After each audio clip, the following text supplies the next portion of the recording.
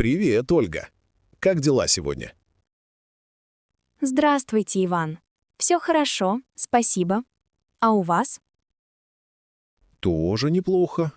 Как ваши уроки русского проходят? Сегодня было интересно. Ученики много говорили. А как ваши ребята на математике? В целом стараются, но с дробями еще путаются. Дроби часто трудны для понимания. Вы как объясняете материал? Я использую примеры с яблоками и пирогами. Это работает, особенно для 6 класса. Хороший способ. Мои любят сравнивать с деньгами. Да, деньги это мотивирует. У меня Настя часто задает вопросы после урока. Настя и у меня хорошо учится. Всегда активно. В этом году у нее больше уверенности. Я заметил. Кстати, скоро тест по алгебре. Дети волнуются? Немного. Ну, я стараюсь их поддерживать.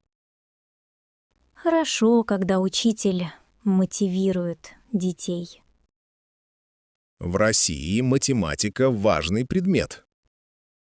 Без нее не сдать ЕГЭ и не поступить в вуз.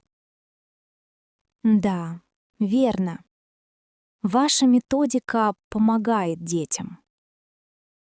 Спасибо. Стараюсь объяснять просто. В нашем детстве все было по-другому. Верно. Уроки были строже. Но интересно вспоминать. А что вы думаете о новых учебниках? Некоторые хорошие, но классика все же лучше. Я согласна. Иногда простые примеры эффективнее всего. Сегодня Катя принесла тетрадь с рисунками формул. Здорово! Детям нравится творческий подход. После урока они часто остаются поговорить. Это значит, им интересно на ваших занятиях. Спасибо, Ольга. Ваши советы мне тоже помогают. Мне приятно работать с вами, Иван. Привет, Оля. Заходи в мой огород. Я хочу показать тебе кое-что. Привет, Игорь. С удовольствием. У тебя очень уютно здесь. Спасибо. Здесь я выращиваю овощи для своей семьи. Здорово. Какие овощи ты сажаешь? Вот слева у меня морковь и свекла. А эти зеленые растения — это салат? Да, это салат и немного укропа. Я очень люблю укроп. Он вкусный в супе. Правда? Я тоже часто добавляю его в борщ. А у тебя есть помидоры? Да, вон там под пленкой растут помидоры. Помидоры обычно трудно выращивать в нашем климате, да? Да, но если использовать теплицу, они растут хорошо. Я слышала, что в Сочи помидоры растут даже зимой. Да, на юге России больше солнца. Там легче садоводам. Сколько времени ты ухаживаешь за огородом? Каждый день около часа утром. Это очень расслабляет. Наверное, приятно видеть, как все растет своими руками. Очень приятно, особенно когда собираешь первый урожай. Ты сам изучал, как выращивать овощи? Я спрашивал у дедушки и читал книги по садоводству. Дедушка всегда говорил: огород любит заботу. А ты пробовал выращивать что-то необычное? Один раз посадил арбуз, вырос совсем маленький. В нашем климате арбузы редко бывают большими. Да, зато капусту выращивать проще всего. Ты варишь щи из своей капусты? Конечно, щи — это наше традиционное русское блюдо. Я тоже люблю щи, особенно с черным хлебом. Если хочешь, летом могу принести тебе свежих овощей. Спасибо, Игорь. Я буду очень рада. Пожалуйста, заходи к нам почаще. У меня еще много планов. Обязательно. Здесь очень красиво и так спокойно. Добрый вечер. Чем могу помочь? Здравствуйте. Я живу в этом доме, в квартире 24. Рад видеть вас. У вас есть домофонный ключ? Сегодня забыла ключ дома, поэтому не могу войти. Понимаю. Могу я увидеть ваш паспорт или документ? Конечно. Вот мой паспорт. Посмотрите, пожалуйста. Спасибо. Ваше имя Наталья Иванова, верно? Да, все правильно. Я часто возвращаюсь поздно. Вы работаете допоздна? Или гуляли сегодня вечером? Я была в театре с подругой. Сейчас уже поздно. Понял. Я тоже люблю театр. Какой спектакль смотрели? Мы смотрели «Вишневый сад». Очень понравилась постановка. Это классика Чехова. В России часто идут такие спектакли. Правда? Я не знала. А какие еще спектакли популярны? «Ревизор» и «Мастер и Маргарита» всегда собирают зрителей. Спасибо за совет. В следующий раз схожу обязательно. Вы давно живете в этом доме? Я живу здесь уже 2 года. Мне очень нравится район. Здесь тихо, а ночью светло. Мы стараемся следить за порядком. Это заметно. У подъезда всегда чисто и спокойная обстановка. Мы убираем каждый день и проверяем камеры видеонаблюдения. У вас трудная работа. Вам не страшно работать ночью? Иногда бывает немного страшно, но я привык. В Москве много ночных сторожей. Это обычная профессия. Интересно. Я думала, что ночью все спят. Нет, город живет и ночью. Кто-то возвращается домой поздно. Это удобно для жителей. Безопасность важна для всех. Согласен. Мы работаем, чтобы вам было спокойно. Спасибо вам большое за вашу заботу и помощь. Пожалуйста. Вот, я открыл дверь. Доброй ночи. Доброй ночи, Александр. Хорошей вам смены. И вам приятного отдыха, Наталья. Аня, ты знаешь, когда я был маленьким, Я верил в чудеса. Правда? И какие чудеса ты представлял себе, Илья? Я думал, что радуга — это дорога в другой мир. Ха-ха, это забавно. Я тоже так думала в детстве. А ты во что еще верил? Я верил, что по ночам игрушки оживают и говорят друг с другом. Как в мультике. Я мечтала об этом и даже пыталась поймать их. Однажды я оставил машинку на столе и ждал всю ночь. Она двигалась? Нет, но утром она была на полу. Я был уверен, что она играла. Какая хорошая детская фантазия. Я также думал, что аисты приносят детей. Моя бабушка рассказывала мне такое. Это очень популярно.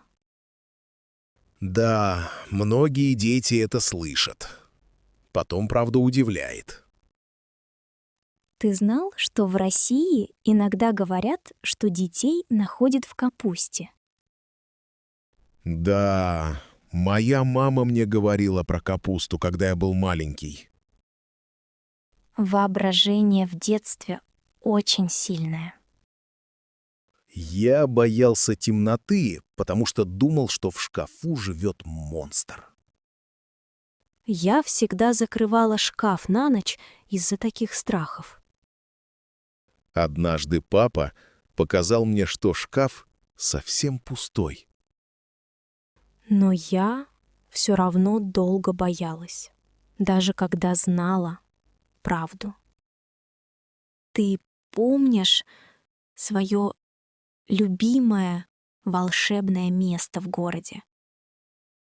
Да, у нас был старый дуб. Я думал, что там живут эльфы. Как интересно! В нашем парке был похожий дуб. Я клала туда орехи и ждала письма от феи. Детство — это всегда маленькая сказка. А сейчас тебе бывает грустно по тем временам? Ну, иногда да. Особенно, когда смотрю старые мультфильмы. До сих пор люблю смотреть советские мультфильмы. Я тоже. Например, «Ежик в тумане». Мой любимый. Он такой трогательный. Я лучше стала понимать детские мечты.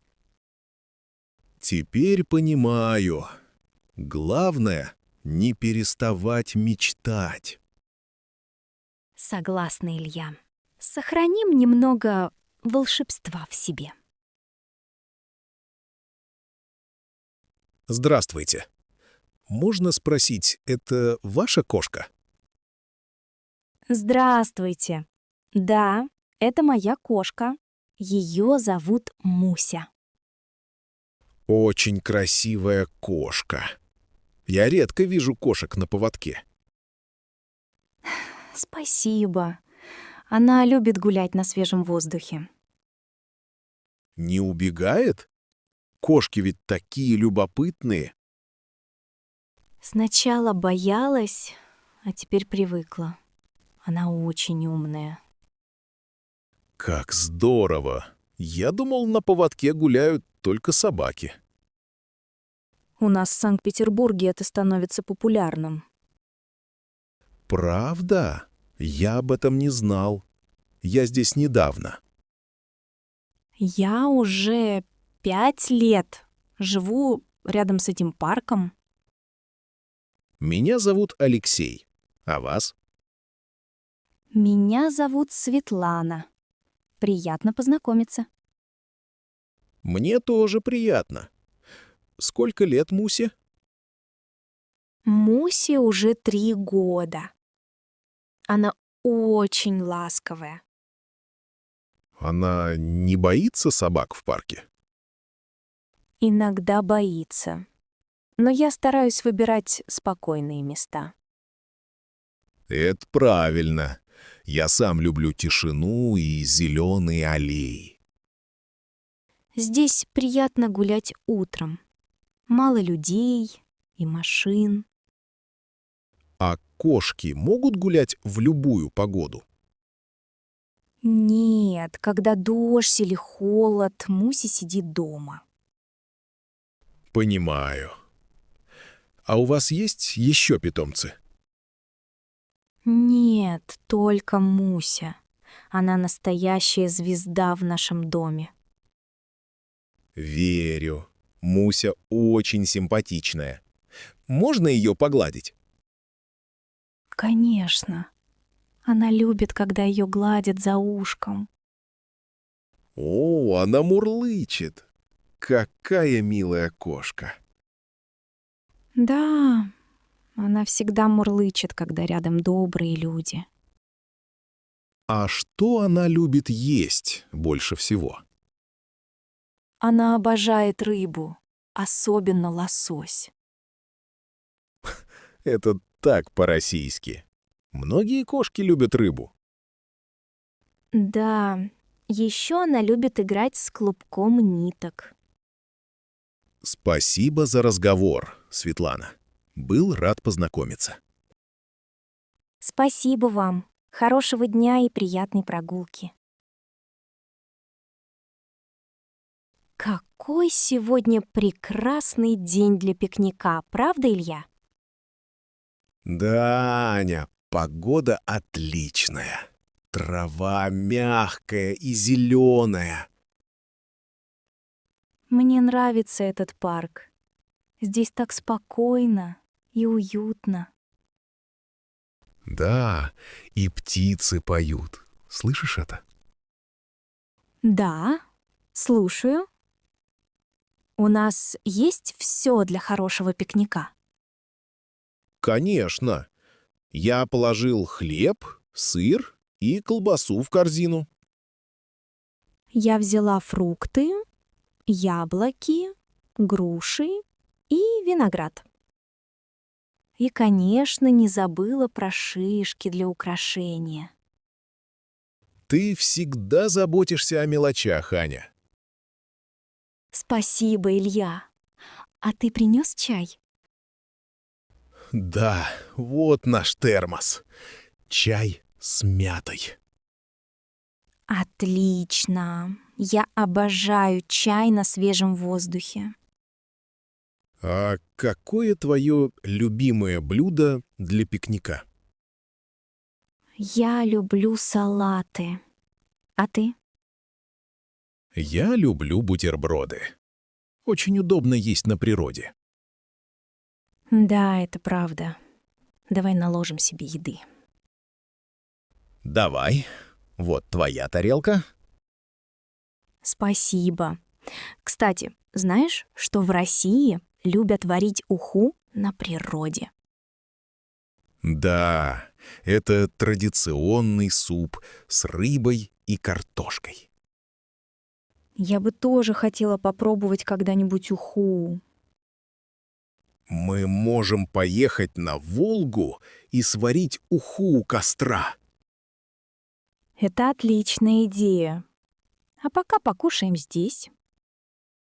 Держи кусочек сыра. Спасибо. Ты можешь нарезать хлеб? Конечно. Вот, держи. Свежий хлеб из пекарни. Он очень вкусно пахнет. Настоящий домашний хлеб. Ты знаешь, в нашем городе есть старая булочная. Да, я помню. Там делают лучшие пироги. Может, в следующий раз купим пирожки для пикника? Отлично. Особенно с картошкой и грибами. А сейчас полюбуемся природой и просто отдохнем. Да, мне здесь очень нравится. Спасибо за пикник, Илья.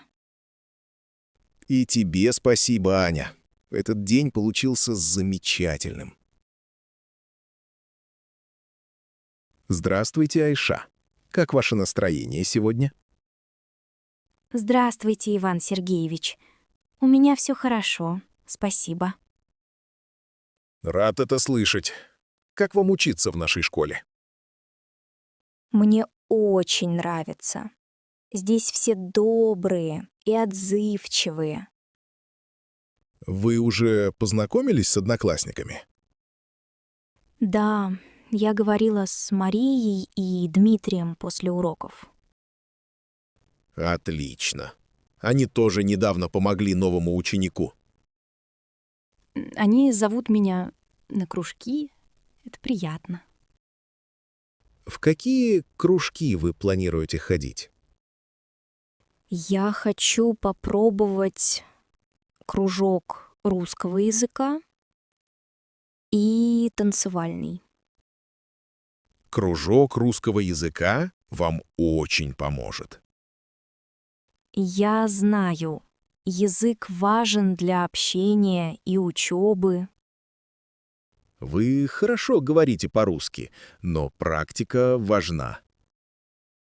Спасибо. Я стараюсь слушать радио и читать книги. Молодец! Какая русская книга вам понравилась? Я читала «Три медведя». Это детская сказка. Это хорошее начало. А у вас есть трудности? Иногда мне сложно понимать на уроках математики. Если что-то непонятно, не стесняйтесь спрашивать. Спасибо, Иван Сергеевич. Я обязательно спрошу. В России ученики часто помогают друг другу. У нас важно быть дружными и поддерживать новых. Это чувствуется. Здесь дружелюбная атмосфера. Вы уже пробовали блюда в нашей столовой? Да, я ела борщ и пюре. Было очень вкусно. Русская кухня очень разнообразная. А чай пробовали? Да, зимой все пьют горячий чай с лимоном. Правильно, чай согревает зимой, особенно в Сибири. У нас в Узбекистане тоже любят чай. Ну, другой. Интересно. Может, когда-нибудь вы расскажете классу? С удовольствием. Я люблю делиться культурой. Это здорово. Давайте вместе сделаем проект о чаях. Спасибо вам за поддержку. Мне здесь уютно. Всегда рад помочь. Давайте продолжим заниматься. Здравствуйте. Это автобус до центра города? Здравствуйте. Да, вы правильно подошли к остановке. Очень хорошо. Скажите, когда будет отправление? Автобус отправляется через 5 минут. Спасибо. Я всегда переживаю, что опоздаю. Не волнуйтесь, у нас по расписанию все точно. Вы давно работаете водителем автобуса? Да, уже 10 лет езжу по этому маршруту. Здорово. Вам нравится эта работа? Конечно, я люблю встречать разных людей. Наверное, вы знаете всех пассажиров в лицо. Многих постоянных пассажиров уже запомнил. Я живу недалеко. Часто езжу этим автобусом. Рад слышать. Этот маршрут очень популярен. Сколько обычно едет автобус до центра утром? Примерно 20 минут. если нет пробок. Сегодня утро спокойное. Пробок нет, да? Да, движение легкое, все будут вовремя. Мне нравится этот город утром. Так тихо. Утро — лучшее время для прогулок по городу. А сколько стоит билет до центра города? 35 рублей. Можно оплатить картой. Спасибо. У меня есть карта. А наличные тоже можно? Да, конечно. Принимаем и наличные, и карту. Удобно. А в других городах России автобусы похожи? В целом, да. Но в Москве, например, больше маршрутов. Я слышала про московское метро. Оно очень большое. Да, московское метро одно из самых длинных в мире. Интересно. А у вас есть любимое место в городе? Очень люблю гулять по набережной утром. Я тоже. Там так красиво весной. Весной город выглядит особенно ярко и уютно. Ой, кажется, подъезжает автобус. Пора садиться. Да, добро пожаловать и приятной поездки. Катя, ты когда-нибудь думала о самых трудных профессиях? Да, Антон, иногда я думаю об этом. А ты? Конечно. Например, быть дворником очень тяжело. Согласна. Зимой они работают даже ночью, когда все спят.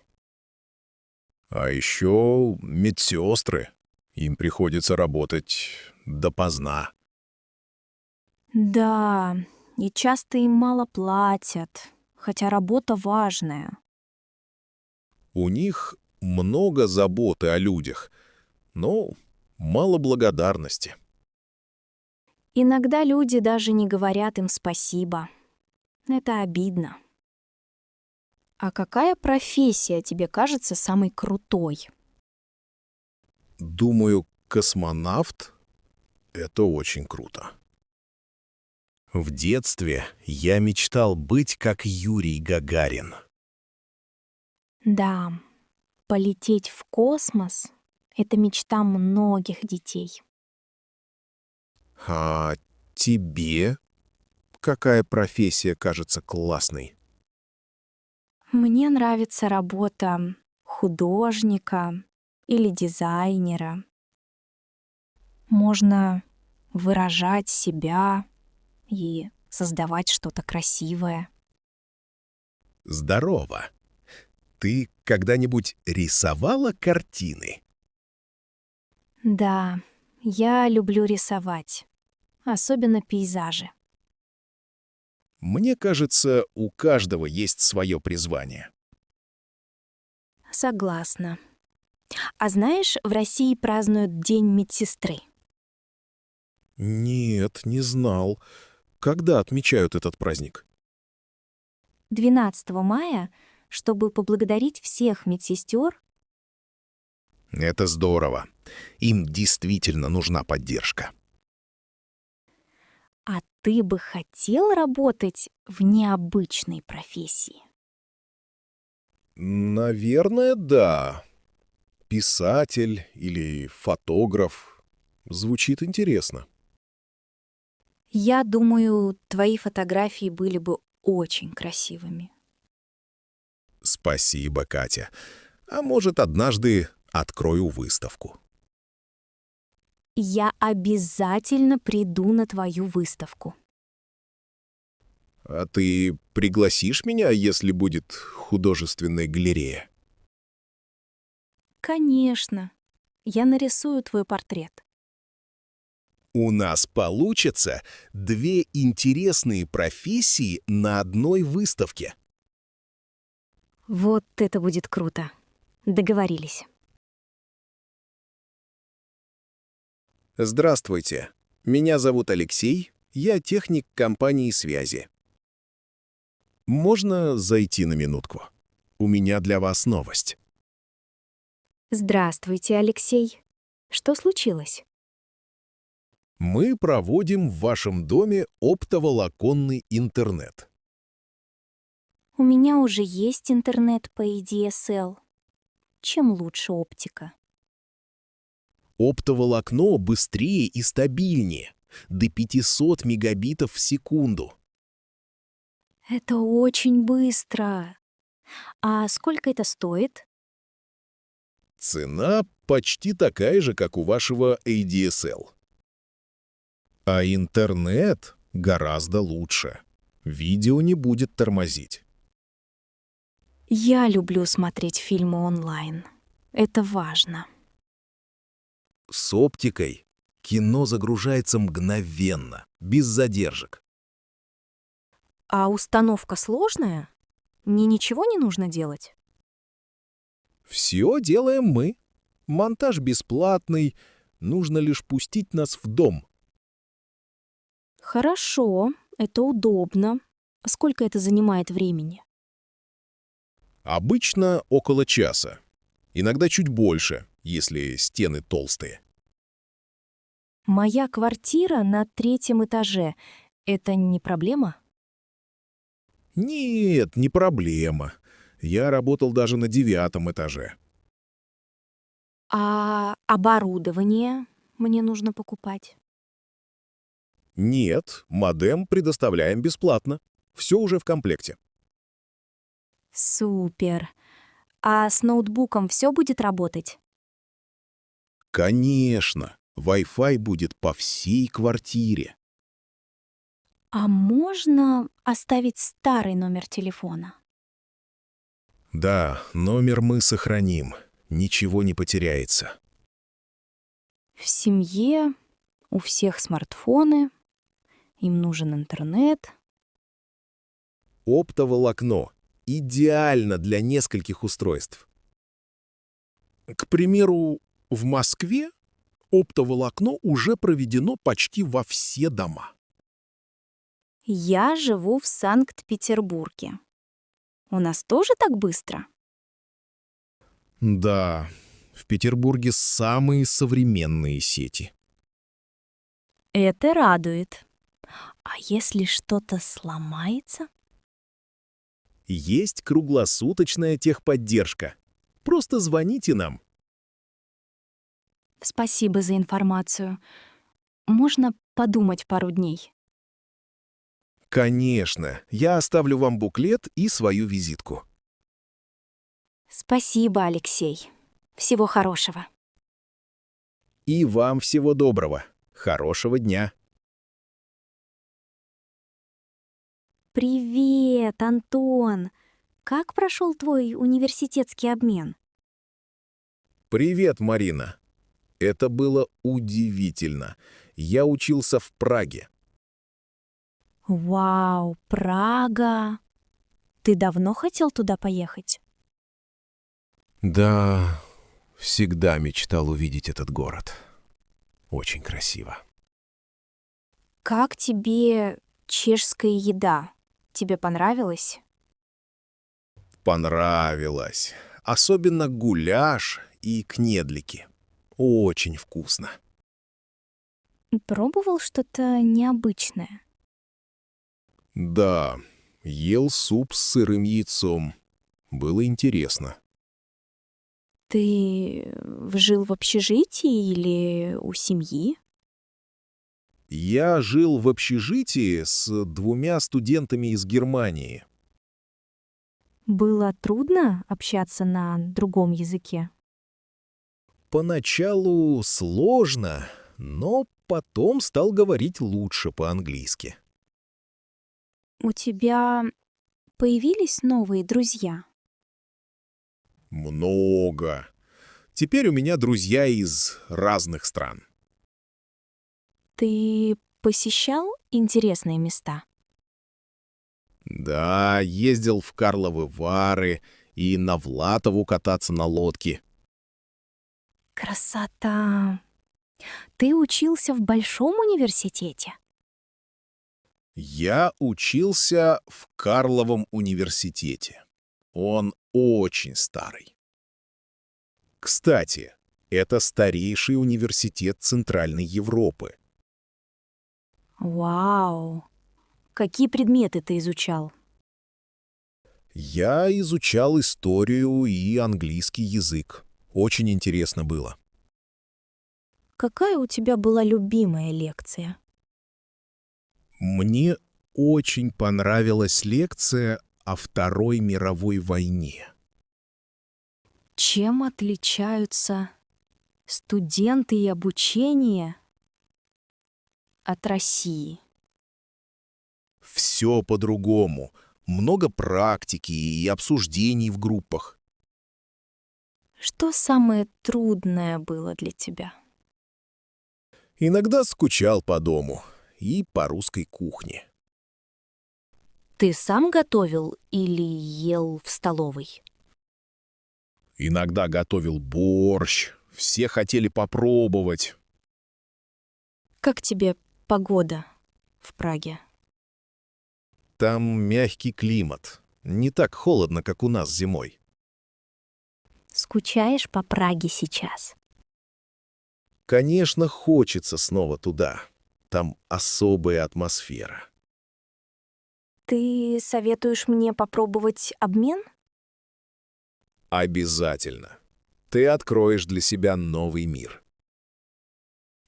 Спасибо, Антон. Ты меня вдохновил. Рад слышать. Если будут вопросы, всегда помогу. Как красиво сегодня на воде, правда? Да, Марина, мне тоже очень нравится этот вид. Ты часто катаешься на пароме, Антон? Нет, это мой второй раз. А ты? Я люблю путешествовать, но на пароме редко. Сегодня отличная погода для такой поездки. Солнце светит, ветер приятный, просто мечта. Смотри, сколько чаек летает над водой. Да, они часто следуют за кораблем, ищут еду. Я люблю слушать их крики, как музыка моря. Ты знаешь, Волга — самая длинная река в Европе. Да, я читала об этом. Она очень красивая. У меня есть друг из Самары. Он живет у Волги. Я тоже была в Самаре. Город хороший, люди добрые. Как ты думаешь, здесь глубоко? Наверное, да. Парому нужно много воды. Скоро мы будем на другом берегу. Жаль, поездка короткая. Да, иногда хочется просто плыть и смотреть на воду. Я люблю фотографировать такие моменты. А ты? У меня нет фотоаппарата, но я люблю просто смотреть. Иногда смотреть своими глазами лучше, чем фото. Согласна. Но я все равно сделаю пару снимков на память. Ты слышала, что в Петербурге много мостов? Да, более 300. Это город на воде. Я был там однажды летом. Белые ночи — это чудо. Я мечтаю увидеть белые ночи. Возможно, в следующем году. Пора возвращаться к нашим местам. Уже скоро прибытие. Хорошо. Спасибо за приятную беседу, Антон. Спасибо тебе, Марина. Было очень интересно. Давай еще встретимся на пароме когда-нибудь. Обязательно. Удачи тебе. И тебе удачи. Хорошего дня.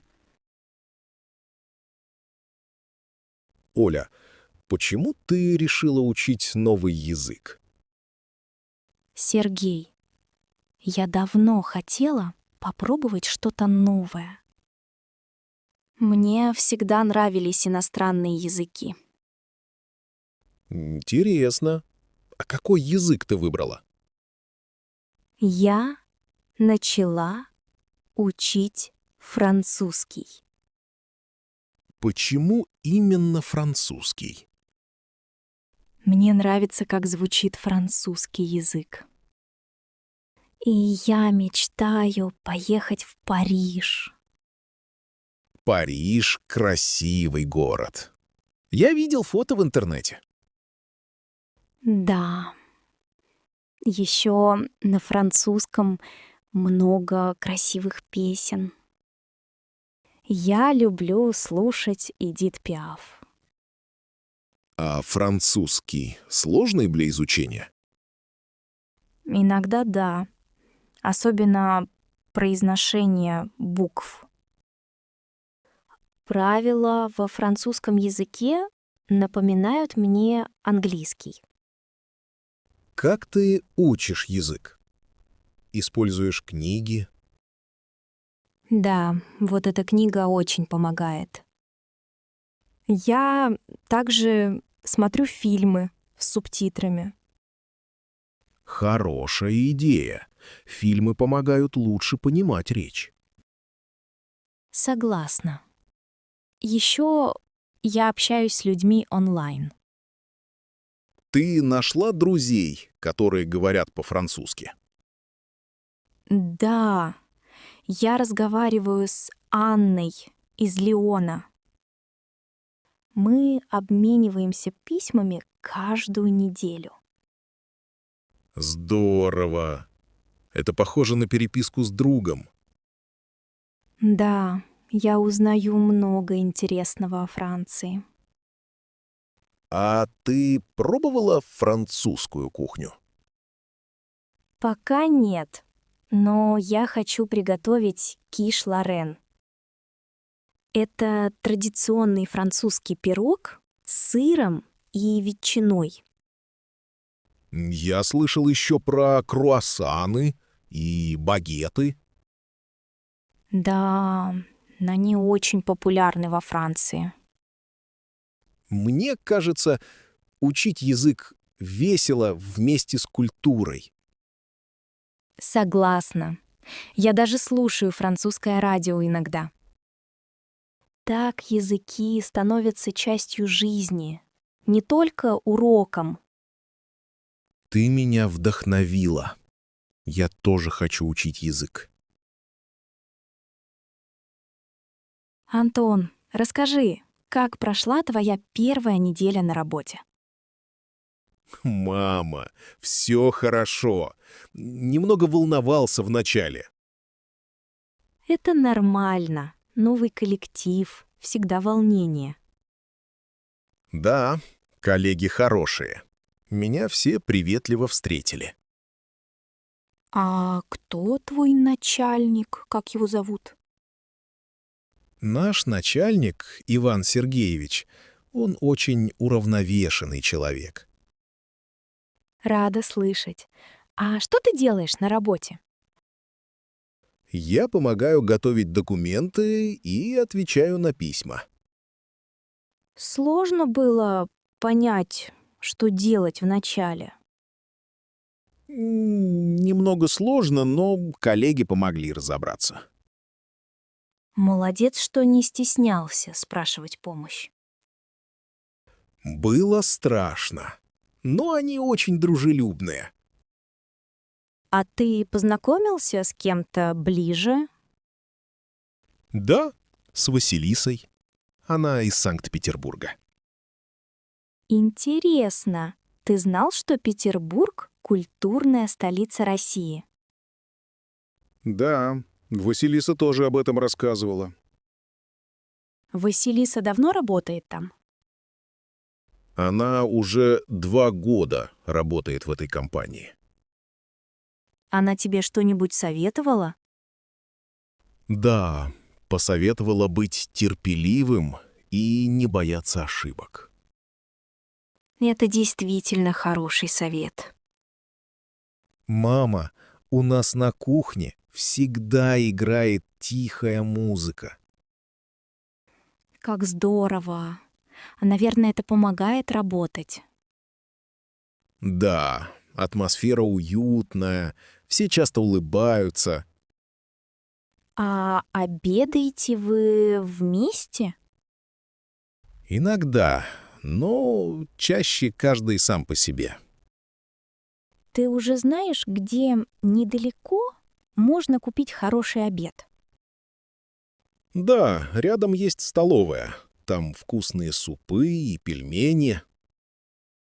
Пельмени — это по-настоящему русское блюдо. Я тоже так думаю. Завтра попробую борщ. Расскажешь потом, какой борщ получился? Хорошо, обязательно расскажу. Я очень горжусь тобой, Антон.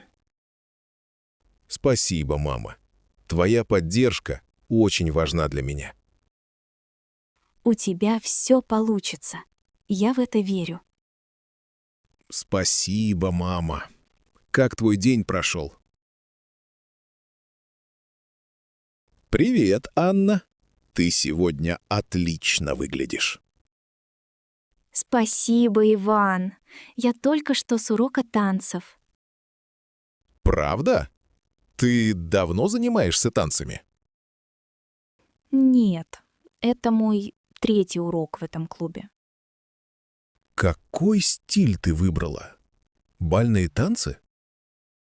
Нет, я выбрала современные танцы. Это очень весело.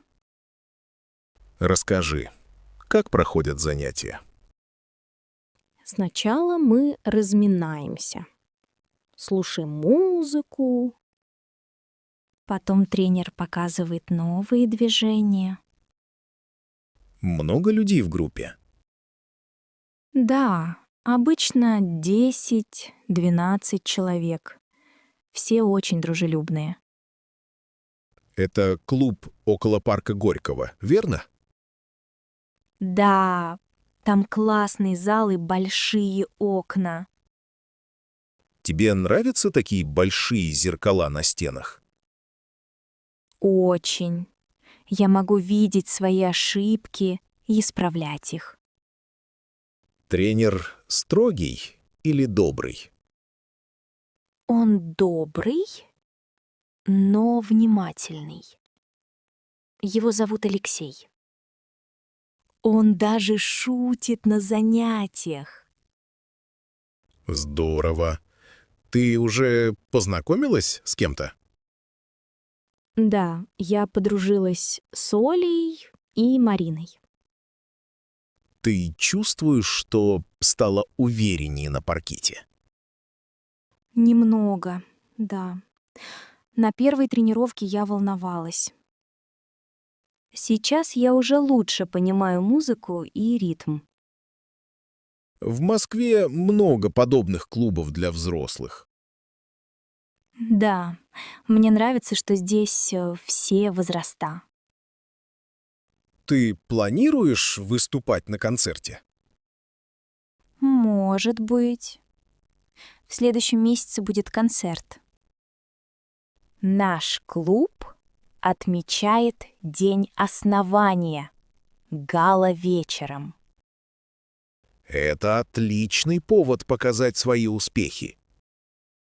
Я немного боюсь выступать перед зрителями. Все получится. Главное — удовольствие от танца. Ты когда-нибудь пробовал танцевать? Да, немного. Я ходил на сальсу прошлой зимой. Здорово. Приходи к нам на урок, будет весело. Спасибо. Подумаю. Может, попробую на следующей неделе. Доброе утро. Вы тоже ждете открытия табачного киоска? Да, доброе утро. Я каждый день здесь утром стою. Это привычка или необходимость? Наверное, уже привычка. А вы часто сюда приходите? Почти каждый день. Без утренней газеты и кофе не могу. О, я тоже люблю читать газеты по утрам. Вы предпочитаете печатные газеты или читаете новости онлайн? Предпочитаю бумажные. Это как маленький утренний ритуал. Согласен. Запах свежей газеты особенный. А вы откуда? Я раньше не замечала вас здесь. Я недавно переехал из Санкт-Петербурга в Москву. Правда? Я из Москвы. Родилась и выросла здесь. В Петербурге много магазинов открывается позже. Да, я всегда удивляюсь, что у нас киоски открываются рано. А вы обычно покупаете здесь табак или что-то еще? Чаще сигареты для мужа и иногда лотерейный билет. Вдруг повезет выиграть. Лотерея популярна в России. Я тоже иногда купаю. Знаете, мои родители однажды выиграли маленький приз. Серьезно? Я ни разу ничего не выигрывал. Это редкость, но приятно получить подарок судьбы. А вы кофе здесь рядом берете? Да, маленькое кафе на углу, очень вкусный кофе. Спасибо за совет. Завтра попробую обязательно. Может быть, увидимся и там утром. Было бы приятно. А вы работаете рядом? Да, мой офис в соседнем здании. Удобно. Я работаю из дома, поэтому часто гуляю здесь. Ах, приятно иметь время для прогулки утром. Точно. В Москве раннее утро такое спокойное. Город красив, когда только начинает просыпаться. Кстати, кажется, киоск уже открывается. Да, наконец-то. Желаю вам хорошего дня. Спасибо. Вам тоже отличного дня. Здравствуйте, Анна. Можно вас на минутку? Здравствуйте, Иван. Конечно. Чем могу помочь? Я уезжаю в Санкт-Петербург на 3 дня. Не могли бы вы поливать мои цветы и присмотреть за котом? Конечно, с удовольствием помогу. У вас много растений на балконе? У меня 5 вазонов здесь и 2 в комнате. Особенно любит воду мой фикус. Я очень люблю ухаживать за растениями. Когда их нужно поливать? Каждое утро, если будет жарко. Фикус и пеларгония особенно не любят засуху. А кот как себя ведет? Он дружелюбный? Да, его зовут Миша. Он очень ласковый. Чем его кормить и сколько раз в день? Корм лежит на кухне. Давайте ему по утрам и вечерам. А воду меняйте каждый день, хорошо? Да, конечно, вода всегда должна быть свежей. Можно иногда с ним играть? Да, он любит играть с мячиком. Как долго вы будете в Санкт-Петербурге? Я поеду к сестре на выходные. Вернусь в понедельник. Хорошо, все поняла. А если понадобится ветеринар? Телефон ветеринара есть на холодильнике. Спасибо, Иван. Вы все очень хорошо объяснили. Поливать цветы — это приятно. Они такие красивые. Спасибо. Знаете, фикус по-фински означает «фиговое дерево». О, интересно, я не знала. Желаю вам хорошей поездки. Большое спасибо, Анна. Вы настоящий друг. Через неделю обязательно угощу вас пирогом. Спасибо. Обязательно расскажите о поездке. До свидания, Анна. Хорошего дня. До свидания, Иван. Не переживайте, все будет хорошо. Смотри, там какое-то маленькое животное. Ты его заметил? Да, вижу. Это собака или кошка? Мне сложно понять. Кажется, это котенок. Он совсем один. Бедный малыш. Наверное, он потерялся. Ты когда-нибудь находил потерянное животное? Да, однажды я находил щенка у метро в Москве. Правда? И что ты тогда делал? Я отвез его в приют. Через неделю нашли хозяина. Это замечательно.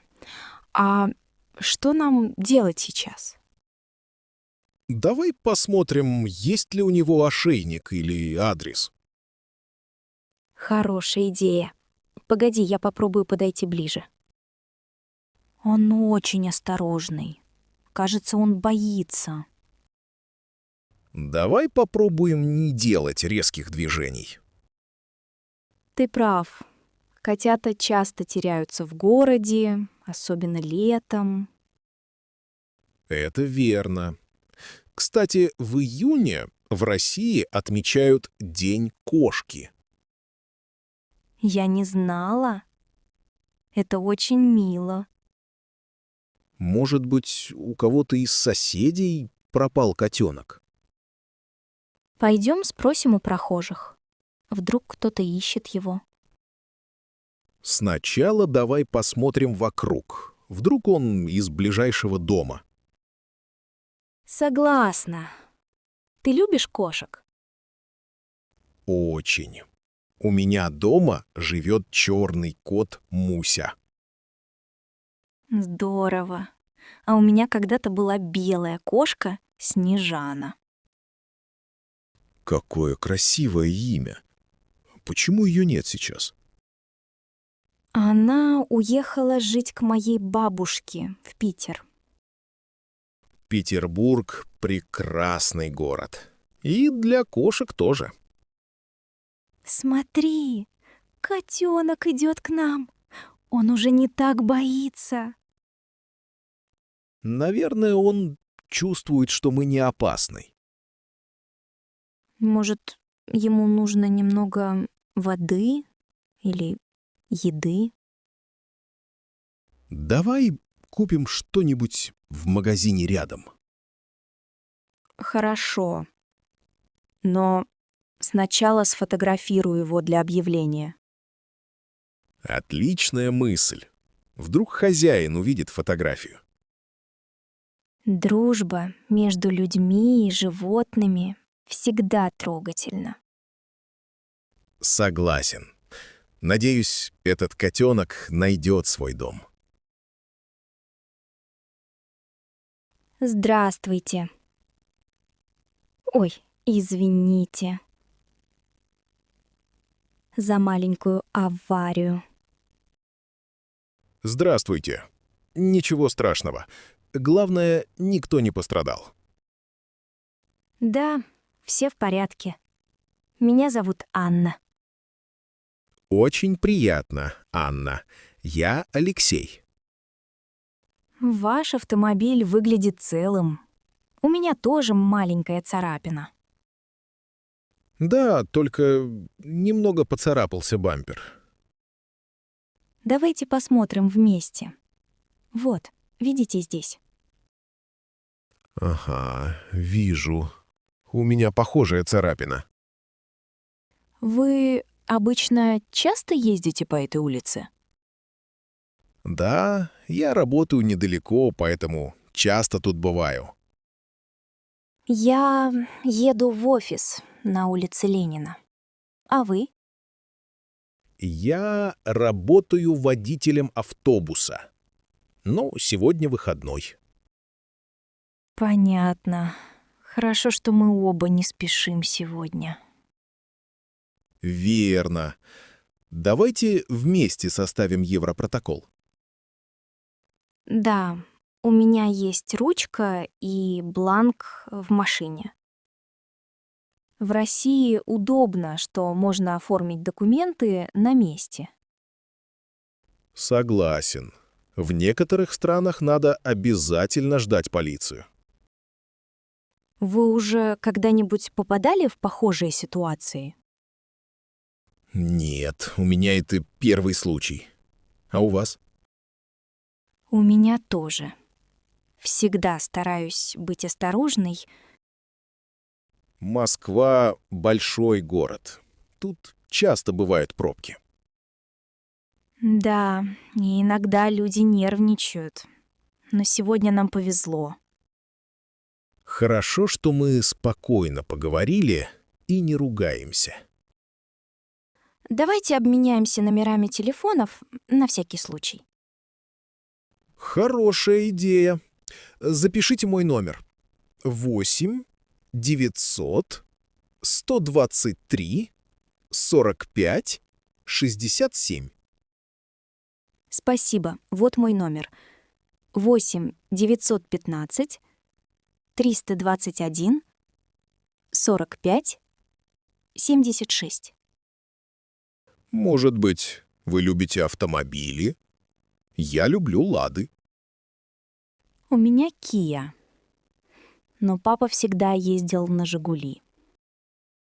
Многие русские очень любят свою первую машину. Да, моя первая машина была старая, но я ее обожала. Ну, тогда удачи вам на дорогах и хорошего дня. Спасибо. И вам ни гвоздя, ни жезла. Спасибо, Анна. До свидания. До свидания, Алексей. Здравствуйте. Я Алексей, папа Сережи из 3 байтов. Приятно познакомиться. Я Марина. Моя дочка Оля. Вы тоже пришли посмотреть выступление сына? Да, он долго готовился. Очень волновался вчера. Оля тоже переживала. Первый раз на сцене. В прошлом году Сережа пел песню. Было здорово. Ой, я люблю детские концерты. Всегда так мило. И атмосфера здесь всегда теплая, как дома. Согласна. Я с детства обожаю школьные праздники. В детстве в нашем районе часто такие устраивали. А где вы учились? В Новосибирске. А вы? Я из Калуги. У нас свои традиции были. Интересно. Какие, например? Каждый год дети делали открытки учителям. А у вас? У нас все пели хором песню про школу. Потом дарили цветы директору. Сережа играет в спектакле? Нет, он в группе, которая поет. Оля участвует в танце. Она очень гордится этим. Танцы тоже важны. Так развиваются дети. Да, искусство помогает детям раскрыться.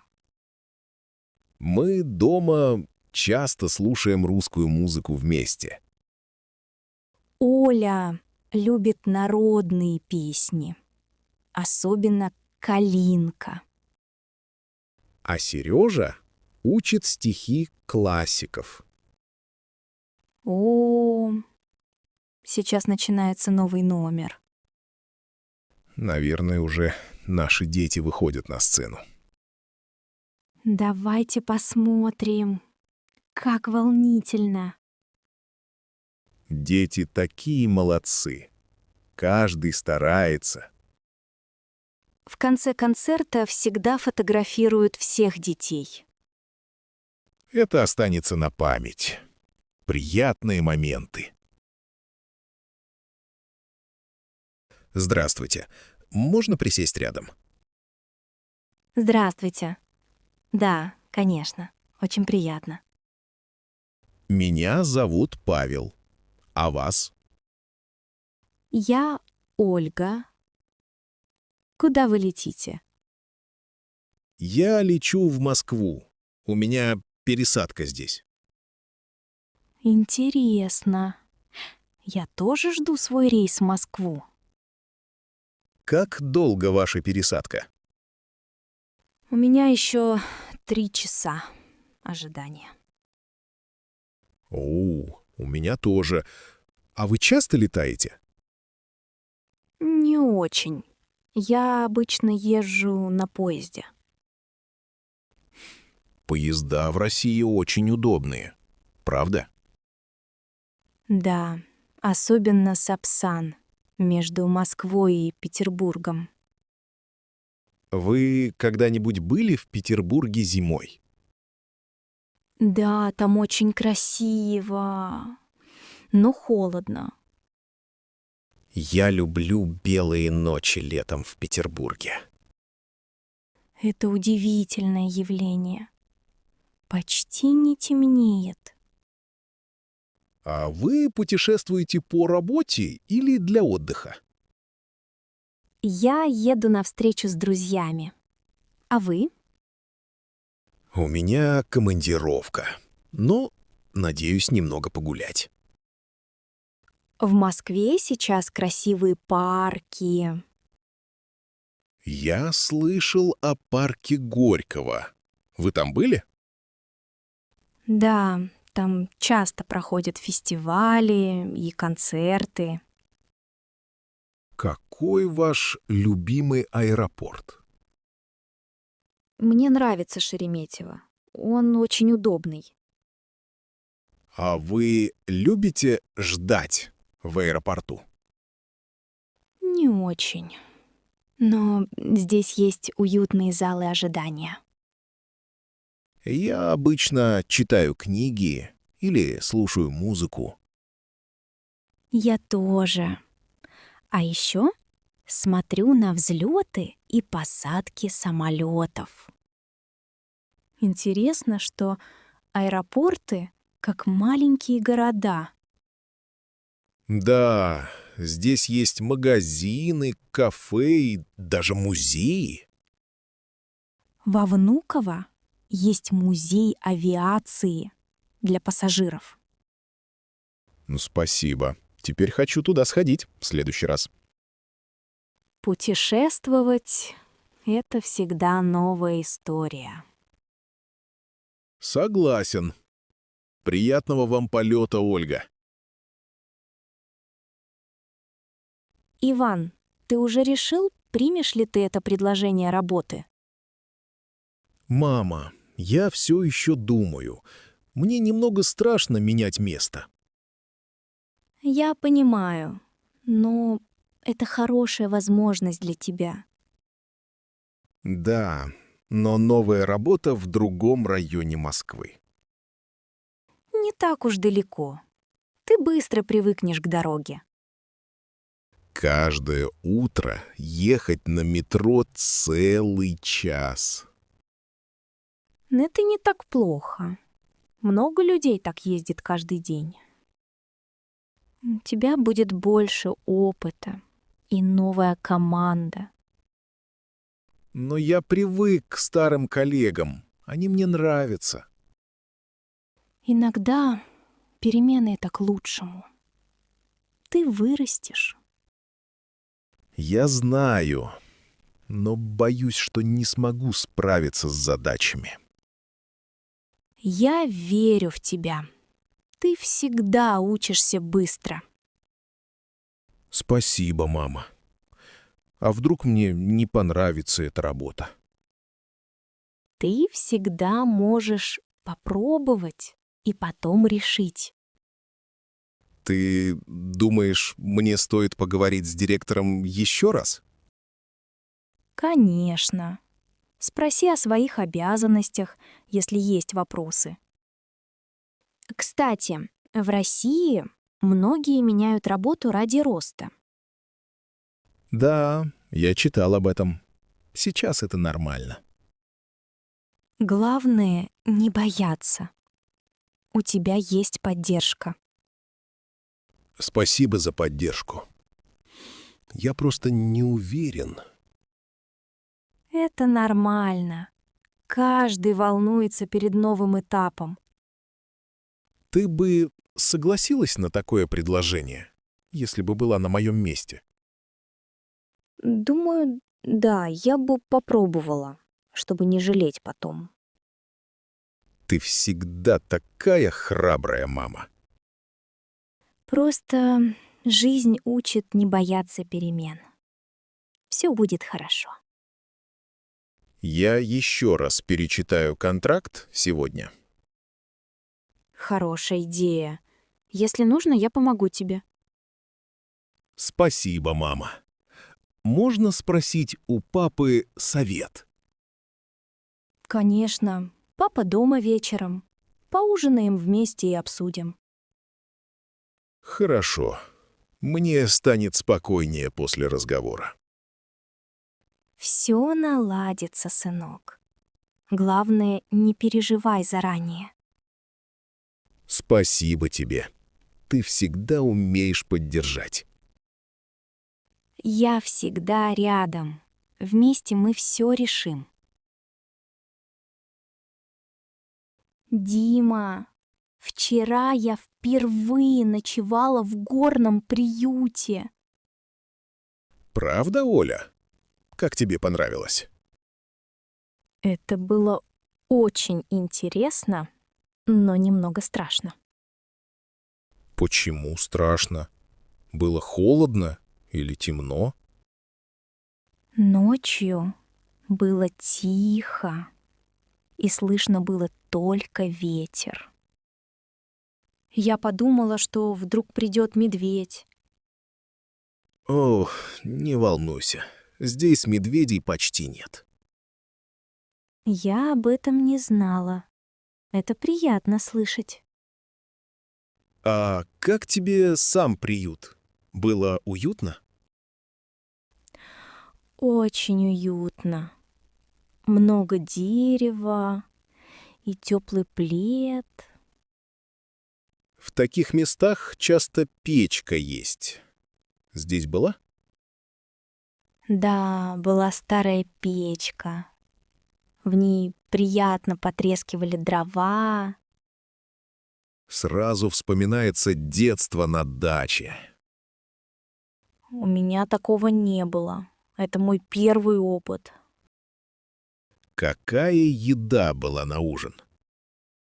Борщ и горячий чай с лимоном. Очень вкусно. После похода горячий борщ — самое то. Я еще увидела, как за окном бегала лиса. Здесь часто можно увидеть лис или зайцев. А ты знал, что в некоторых приютах нет электричества? Да, правда.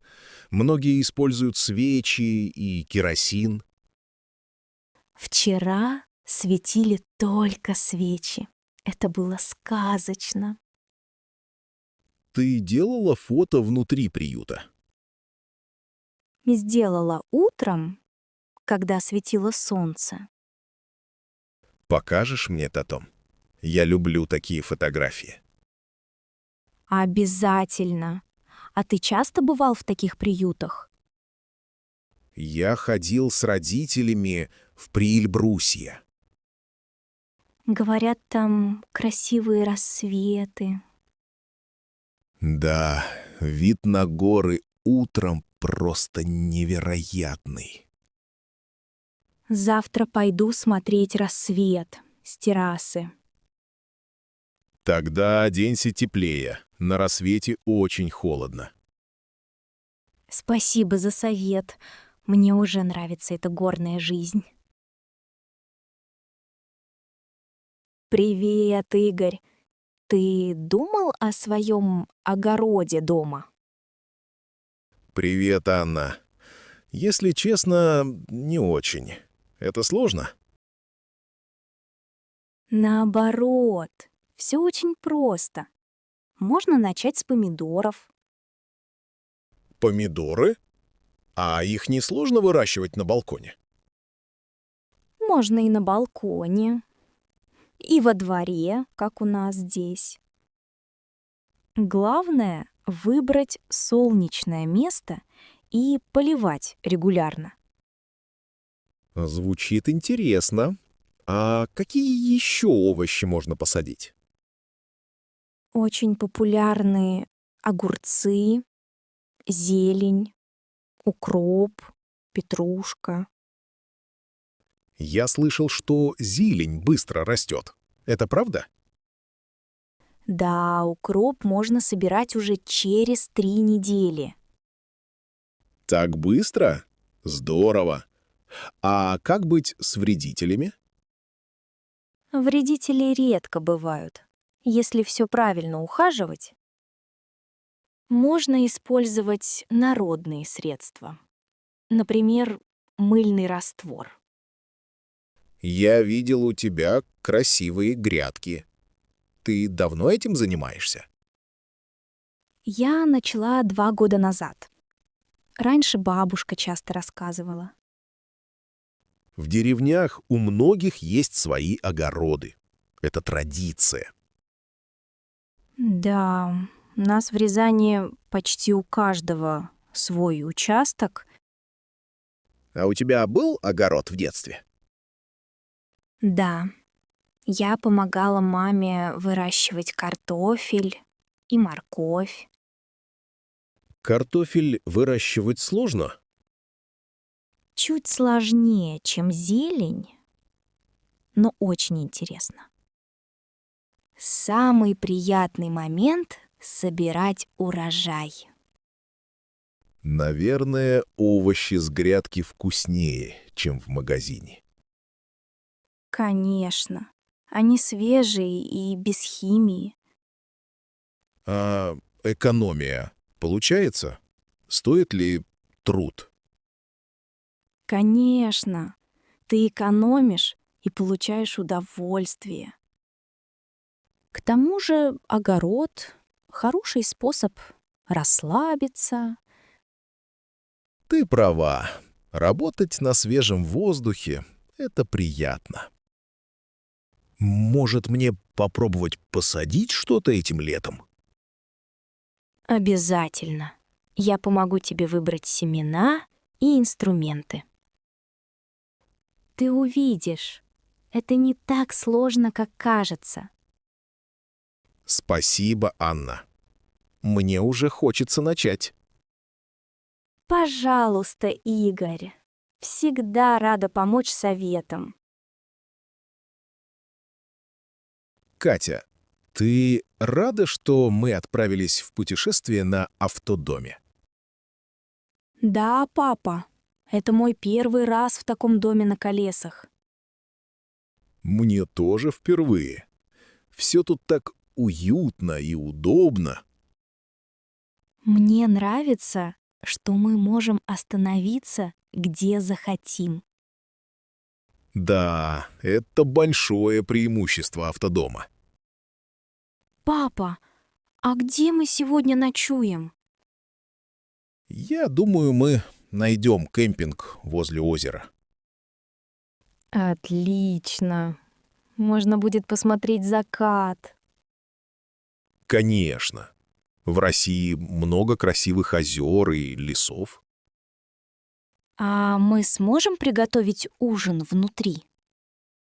Да, у нас есть маленькая кухня, плита и холодильник.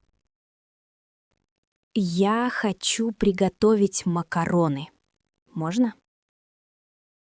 Конечно. Макароны — отличная идея для дороги. Пап, а спать удобно в автодоме? Думаю, кровати здесь мягкие. Ты сама попробуешь. Я возьму с собой мой любимый плед. Будет очень уютно, как дома. Знаешь, в Европе люди часто путешествуют так летом. Правда? А в России это популярно? Становится все более популярно в последние годы. Я видела похожие дома в фильмах. Их называют кемпер или дом на колесах. Можно ли смотреть фильмы на телевизоре здесь? Можно. У нас есть маленький телевизор и розетка. Класс! Посмотрим старые советские мультики. Обязательно. Например, «Ну, погоди». Пап, а где мы будем хранить чемоданы? В специальном шкафу для багажа. Он за кроватью. Очень удобно. Все под рукой. Кемпинг — это всегда приключения и новые впечатления. Я согласна. Можно будет фотографировать природу. Конечно. Сделаешь много красивых снимков. Я так счастлива, что мы поехали вместе. И я, Катя. Это будет незабываемое путешествие. Привет, Аня. Как твоя поездка на ночном поезде? Привет, Дима. Поездка была очень интересной. Я ехала из Москвы в Санкт-Петербург. Ты была в купе или в плацкарте? Я выбрала купе. Там спокойнее и уютнее. А кто был с тобой в купе? Со мной ехала одна пожилая женщина и парень. Вы разговаривали в дороге? Да, немного. Женщина рассказала о своей юности. Парень работал на ноутбуке почти все время. Ты хорошо спала ночью? Спать было непривычно, но постель была мягкая. Иногда слышен был стук колес, но это даже приятно. А что ты делала утром в поезде? Я проснулась рано и пошла пить чай. В стакане с подстаканником?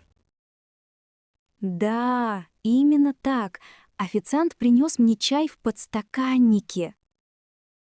Это так по-русски. Я люблю поездной чай. А еще я увидела красивый рассвет из окна. Вокруг были леса и туман над рекой. Ты встречала проводника ночью? Да, он очень вежливый. Проверил билеты тихо. Он предложил одеяло и воду при необходимости. Было страшно ночью ехать. Нет, наоборот, мне было интересно. В поезде все казались добрыми и спокойными. Сколько длилась поездка? Около 8 часов. Самый быстрый поезд — Сапсан. Но я выбрала обычный ночной поезд для опыта. Ты советуешь поездку на ночном поезде? Обязательно. Это удобно и романтично. В России путешествовать поездом очень популярно. Я всегда мечтал поехать на поезде до Владивостока. Это Транссибирская магистраль, очень длинная дорога. Может, поедем когда-нибудь вместе? С удовольствием, Дима. Это будет незабываемо. Папа, я купила свой первый посудомоечный аппарат.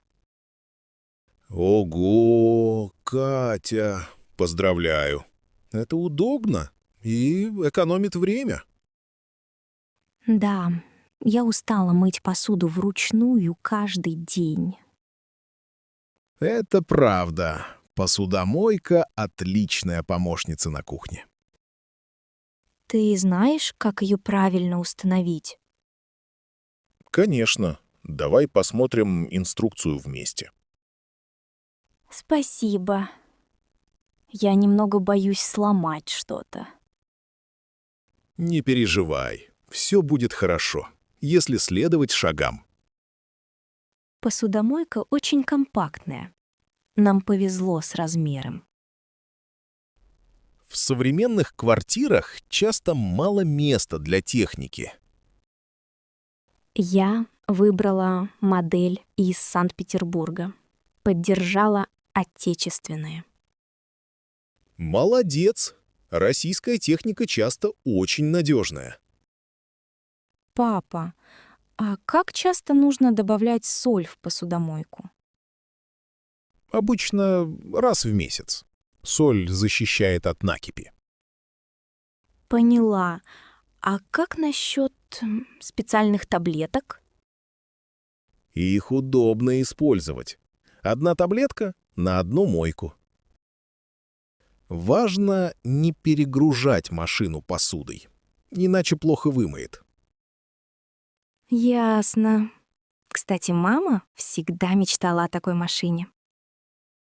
Раньше посудомоечные машины были редкостью в России. Сейчас, кажется, у всех есть. Очень популярно стало. Да, современные люди ценят свое время. У нас теперь тоже современная кухня, как у друзей. Будешь звать гостей чаще, если будет меньше забот. Конечно. Теперь я не боюсь после обеденной горы посуды. А знаешь, в Европе посудомойки используют давно. Да? Я читала, что в Германии они почти в каждом доме. Правда. А у нас в России все только развивается. Спасибо, что помогаешь, папа. Я быстро научусь. Не за что, Катя. Поздравляю с взрослой жизнью. Теперь время для новых рецептов и меньше работы после. Давай приготовим что-нибудь вместе и сразу испробуем машину. Отличная идея. Я очень рада своему выбору. Привет, Игорь. Как у тебя дела? Привет, Оля. Все хорошо, спасибо. А у тебя? Тоже хорошо. Я вижу, у тебя мастерская очень красивая. Спасибо. Я люблю работать руками. Мастерить — мое хобби. Ты отлично владеешь инструментами. Где ты научился? Я учился у дедушки, когда был маленьким. Правда? Это интересно. Дедушка жил с вами? Да, он жил в Санкт-Петербурге, часто показывал мне все. А какие вещи вы делали вместе? Мы делали полки, табуретки и даже скворечники. Скворечники? Это для птиц? Да, весной мы вешали их в саду для воробьев и синиц. Как здорово! Ты помнишь, какой инструмент был первым? Конечно, это был молоток. Я очень любил стучать гвозди. Это сложно было учиться пользоваться молотком? Сначала немного, но дедушка всегда помогал мне. Он говорил, терпение — главный инструмент в работе. Мудро. Ты теперь все умеешь сам делать? Не все. Иногда что-то новое учу по видео или книгам. Ты следуешь традиции дедушки? Стараюсь. Мне нравится мастерить подарки для друзей. Какие подарки ты мастеришь? Обычно делаю рамки для фотографий или держатели для ключей. О, это очень душевно. Твои друзья, наверное, рады. Да, они всегда удивляются ручной работе. В России традиционно уважают таких мастеров, верно? Да, русские любят что-то делать своими руками. Мне бы тоже хотелось научиться. Это возможно? Конечно. Я могу показать тебе основы. Это несложно. Спасибо. Можно начать с простого. Например, с полочки. Отличная идея. Сначала выберем дерево и инструменты. Я немного волнуюсь, но мне очень интересно. Не бойся. Я помогу. Вместе у нас получится. Спасибо, Игорь. Ты настоящий мастер и хороший друг. Здравствуйте. Я могу вам чем-то помочь? Здравствуйте. У меня болит спина. Ищу новый матрас. Понимаю. Как давно у вас болят спина и поясница? Несколько месяцев уже. Особенно утром тяжело вставать. А вам удобнее спать на мягком или твердом матрасе? Я думаю, что твердый лучше, но не уверен. На самом деле ортопеды советуют среднюю жесткость. Интересно. Я думал, твердый значит полезный. Слишком твердый матрас может только усилить боль. Можно я спрошу, а как вы обычно спите? На боку, спине? Чаще на боку. И иногда на спине. Я рекомендую матрас с поддержкой позвоночника. Какой материал лучше выбрать для матраса? Латекс и memory foam популярны и поддерживают тело. Мне интересно попробовать Memory Foam. Он хорошо адаптируется к форме тела и уменьшает давление. Кстати, в России популярны матрасы бренда Ormatec. Да, я слышал о них. Сколько стоит такой матрас? Цены начинаются от 20 тысяч рублей. есть рассрочка. Это удобно. А что насчет подушки? Советую выбрать ортопедическую, среднюю по высоте. Спасибо. Я давно думаю поменять и подушку. Хороший выбор. Подушка тоже влияет на ваше самочувствие. Хотите присесть, попробовать матрас? Да, буду признателен. Можно протестировать? Конечно. Вот этот Memory Foam, средняя жесткость. Очень удобно. Спина не болит, даже когда лежу. Отлично. Матрас еще и гипоаллергенный.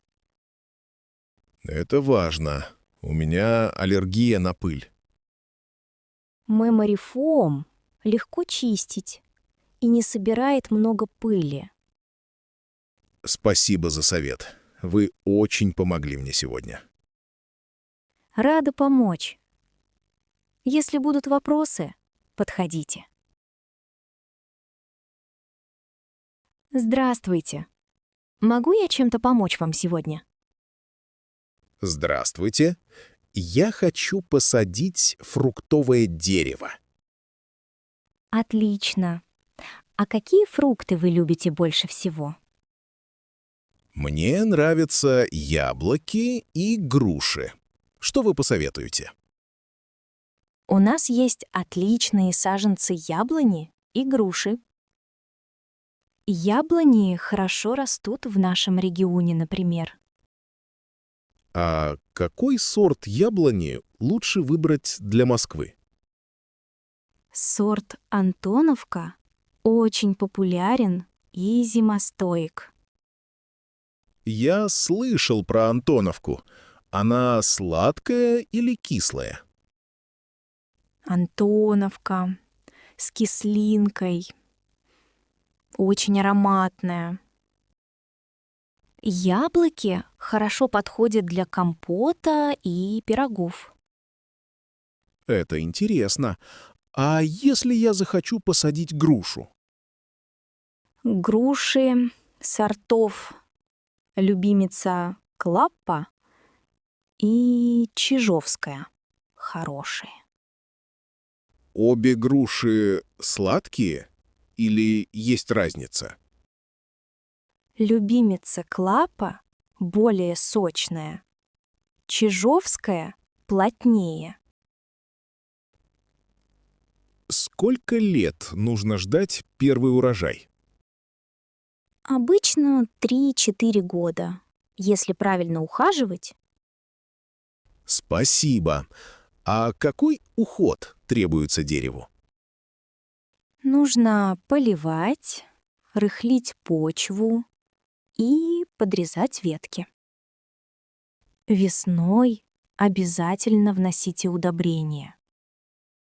Можно ли посадить дерево весной? Да, весна — лучшее время для посадки саженцев. Главное, не забывайте поливать, особенно первые месяцы. Я понял. Дереву нужна тень или солнце?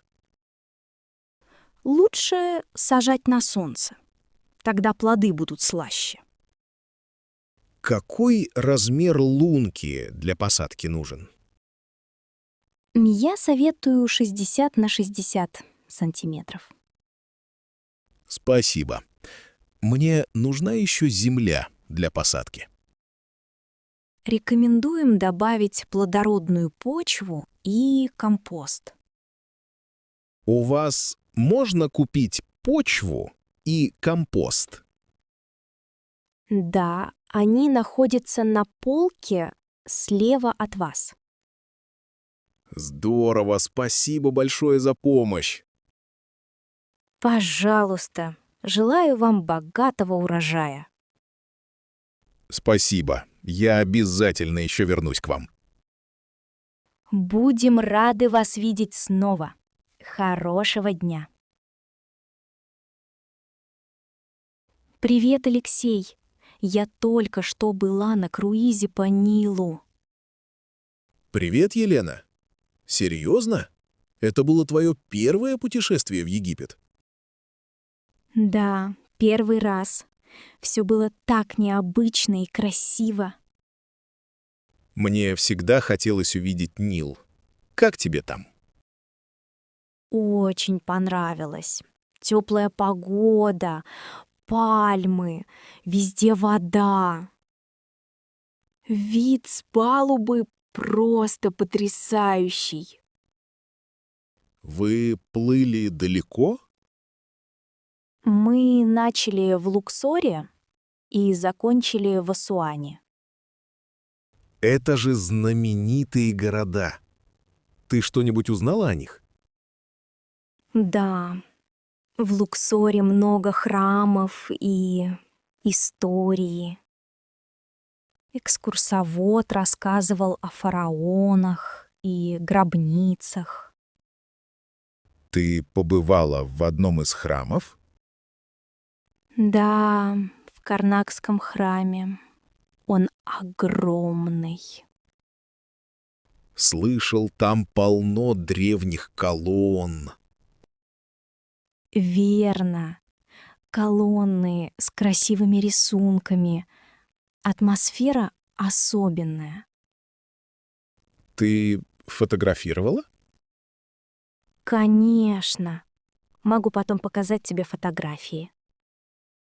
А люди на корабле были дружелюбные? Очень. Мы познакомились с туристами из разных стран. Все вместе смотрели закат над Нилом. Красиво. Закаты на реке, наверное, необычные. Да, небо меняет цвет. Очень романтично. Ты пробовала местную еду? Да, ели много овощей, рыбу. Были вкусные блюда с рисом. Звучит вкусно. Попробовала фалафель. Это жареная котлета из нута. Я тоже люблю фалафель. И чай с мятой. Традиционный египетский напиток. Ты купила сувениры? Да, купила маленькую статуэтку сфинкса. Отлично. Ты вернулась с хорошими воспоминаниями. Очень. Я мечтаю снова вернуться на Нил. Спасибо, что рассказала. Теперь я тоже хочу поехать. Когда-нибудь съездим вместе, Алексей. Оля, привет. Ты часто ходишь на пикник? Привет, Игорь. Да, я люблю проводить время на свежем воздухе. Я хочу устроить пикник, но не знаю, с чего начать. Для удачного пикника важна хорошая погода и настроение. Погода сегодня отличная. Что нужно взять с собой? Обязательно возьми покрывало и корзину для еды. А какие продукты ты обычно берешь с собой?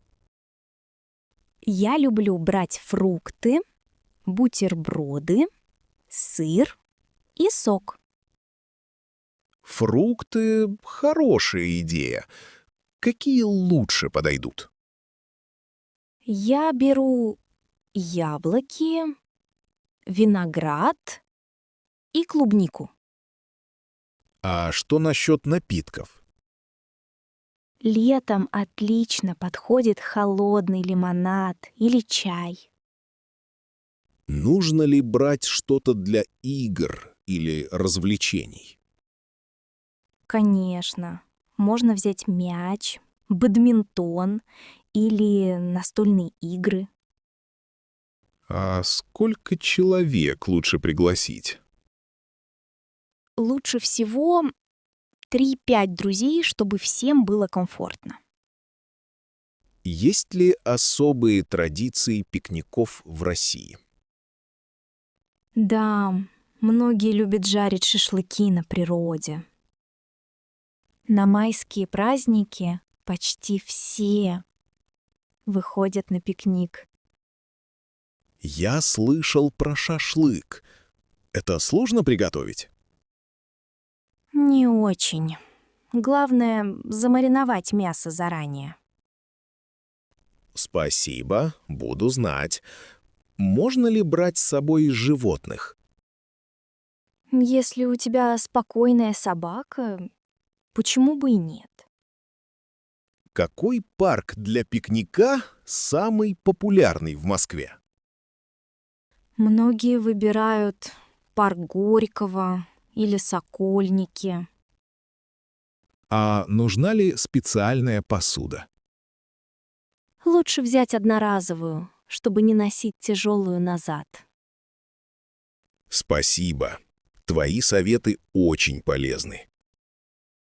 Пожалуйста. Главное — не забыть убрать после себя мусор. Обязательно. Это очень важно. И не забудь взять плед. Вечерами часто прохладно. Хорошая идея.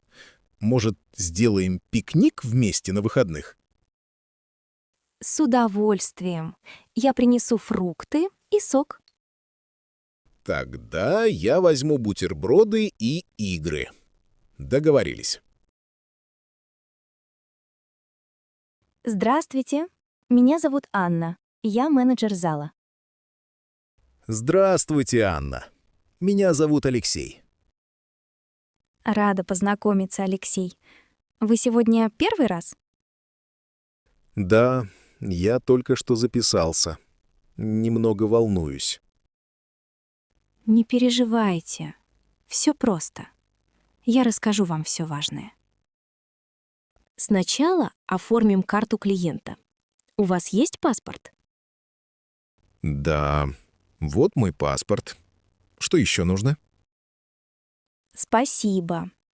Теперь расскажу о нашем зале. У нас есть тренажерный зал, зона для кардио и зал для йоги. Здорово! Я хочу попробовать тренажеры и беговые дорожки.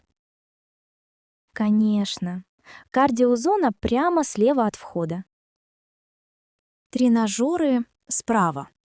Там можно работать над всеми группами мышц. А тренер может помочь мне с программой тренировок?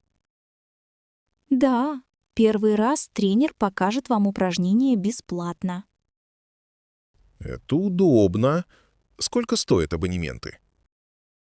Есть разные виды. На месяц, 3 месяца, годовые. Чем дольше срок, тем дешевле цена за месяц. Понял.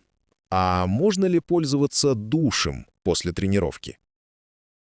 Да, душевая и раздевалки находятся в конце коридора. Спасибо. А полотенце брать свое или вы даете? Выдаем полотенце бесплатно. Просто спросите на ресепшене.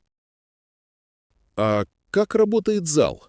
Во сколько он открывается и закрывается? Мы работаем с 7 утра до 11 вечера. Каждый день, даже в выходные. Интересно. В России много фитнес-клубов, открыты круглосуточно. Правда? Это очень удобно для разных графиков. Еще важно, используйте сменную обувь. Это требование клуба. Хорошо, спасибо за информацию. Где можно оставить вещи? Вещи оставляйте в шкафчиках в раздевалке. Есть ключи. А если я что-то забыл, можно купить воду или батончики здесь? Да, у нас есть автомат с водой, чаем, батончиками и фруктами. Почти все готово. Есть еще вопросы? Нет, все ясно. Спасибо, Анна, вы очень помогли. Пожалуйста, Алексей. Добро пожаловать в наш зал. Спасибо. С нетерпением жду первой тренировки. Доброе утро. Чем могу помочь вам сегодня? Здравствуйте. Я хотел бы заказать торт на день рождения. Отлично. Для кого будет торт? Для моей дочери. Ей исполняется 7 лет. Какое прекрасное событие. Как ее зовут? Ее зовут Аня. Очень красивое имя. Какой вкус торта вы предпочитаете? Аня любит шоколадный торт. У нас отличный шоколадный торт с бананами. Хотите попробовать наш фирменный рецепт? Да, это звучит вкусно. Можно посмотреть примеры? Конечно. Вот фотографии наших тортов на экране. Мне нравится торт с розовым кремом и ягодами. Такой дизайн мы часто делаем для детских праздников. Хотите, чтобы на торте было написано имя? Да, пожалуйста, напишите «С днем рождения, Аня». Отлично. Сколько человек будет на празднике? Будет около 10 гостей. Для 10 человек лучше взять торт на 1,5 килограмма. Спасибо. Я доверяю вашему совету. Хотите добавить свечи или украшения? Да, нужны свечи и фигурки животных, если можно. Конечно, у нас есть зайчики, мишки и кошечки. Аня любит кошек. Выберите, пожалуйста, их. С удовольствием. Когда вам нужен торт? На субботу к 2 часам дня. Записала. Укажите, пожалуйста, имя и номер телефона. Да, меня зовут Игорь. Телефон 8 912 555 33 22. Спасибо, Игорь. Все готово. Ждем вас в субботу. Большое спасибо за помощь и советы. Пожалуйста. В России есть традиция пить чай с тортом. Пусть ваш праздник будет очень сладким. Спасибо. Отличного дня вам. Здравствуйте. Чем я могу вам помочь? Здравствуйте. Я хочу покрасить комнату дома. Отлично. Какой цвет вы предпочитаете? Я думаю о светло-голубом или зеленом цвете. Светлые цвета делают комнату больше и светлее. Мне это подходит. А какая краска лучше для спальни? Я советую акриловую краску. Она почти без запаха. Хорошо, а нужно ли грунтовать стены? Да, это важно для лучшего результата. Грунтовка помогает краске держаться дольше. А сколько банок краски мне нужно купить? Какой у вас размер комнаты в метрах? Комната примерно 12 квадратных метров. Одна банка 2,5 литра Должна хватить на 2 слоя. Спасибо. Нужны ли мне еще инструменты? Да, возьмите валик, кисть и малярный скотч. Малярный скотч защитит розетки и углы. Понял. А есть ли удобные наборы для начинающих? Да, вот набор: валик, поддон и 2 кисти. Отлично. Я возьму такой набор. Не забудьте про пленку для защиты пола. Спасибо. Хорошо, что напомнили. Если хотите, могу рассказать интересный факт. Да, расскажите, пожалуйста. В России часто используют светлые тона для интерьера. Они делают помещение уютным в зимние месяцы. Очень интересно. А когда лучше начинать ремонт? Лучше красить при открытых окнах весной или летом. Понятно. Буду планировать на эти месяцы. Если будут вопросы, обращайтесь. Меня зовут Елена. Спасибо, Елена. Меня зовут Игорь. Очень приятно, Игорь. Удачи с ремонтом. Спасибо большое за помощь и советы. Здравствуйте. Я хотела бы узнать о ваших номерах. Добрый день. Конечно.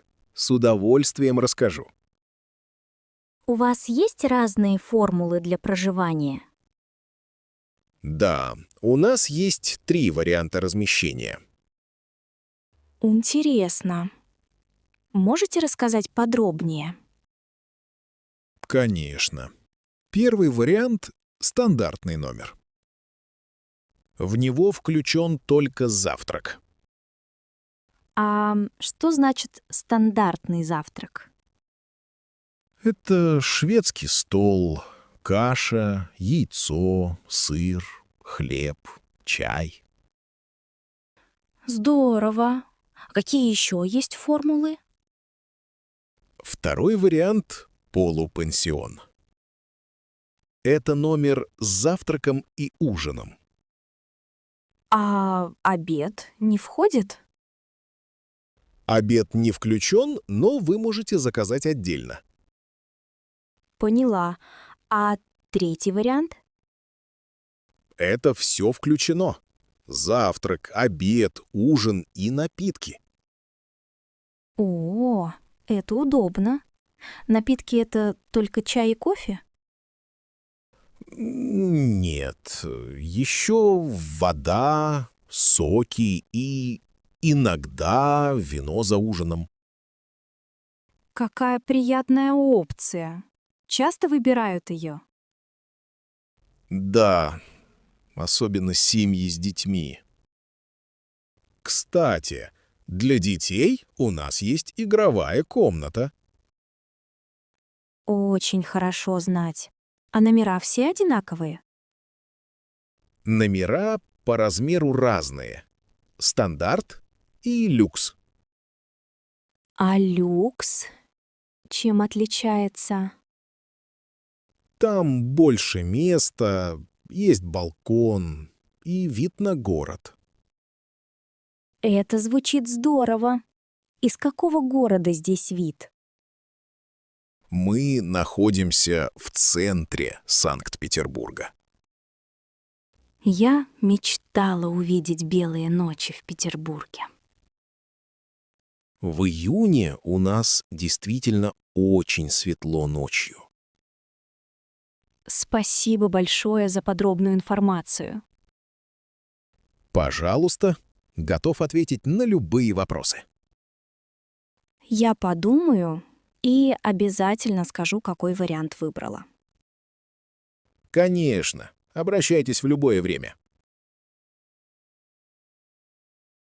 Здравствуйте, Марина. У вас красивый сад. Спасибо, Андрей. Это мой первый огород. Серьезно? Вы сами все посадили? Да, я сама сеяла семена и ухаживала за растениями. А какие овощи вы здесь выращиваете? Здесь есть помидоры, огурцы, морковь и лук. Помидоры уже поспели? Почти. Некоторые еще зеленые, но многие уже красные. Вы любите ухаживать за растениями? Очень. Это приятно и помогает расслабиться. Сложно ли было начинать? Сначала было трудно. Я много читала и смотрела видео. Огород требует много времени и труда, да? Да, но это очень интересно. Особенно летом. В детстве я всегда мечтала о своем огороде. А ваши родители тоже занимались садом? Да, моя бабушка выращивала много овощей в Туле. У нас в России многие любят дачи и огороды. Да, мне рассказывали про ленинградские огороды.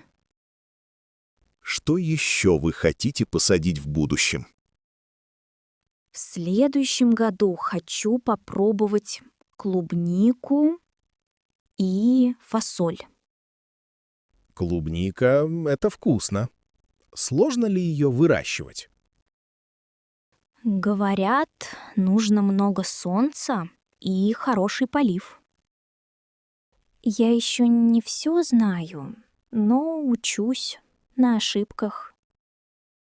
Это правильно. Опыт приходит со временем. А вы делаете компост для удобрения? Да, у меня есть маленькая компостная куча в углу. Отлично. Органические удобрения очень полезны. Да, растения растут лучше, и вкус натуральный.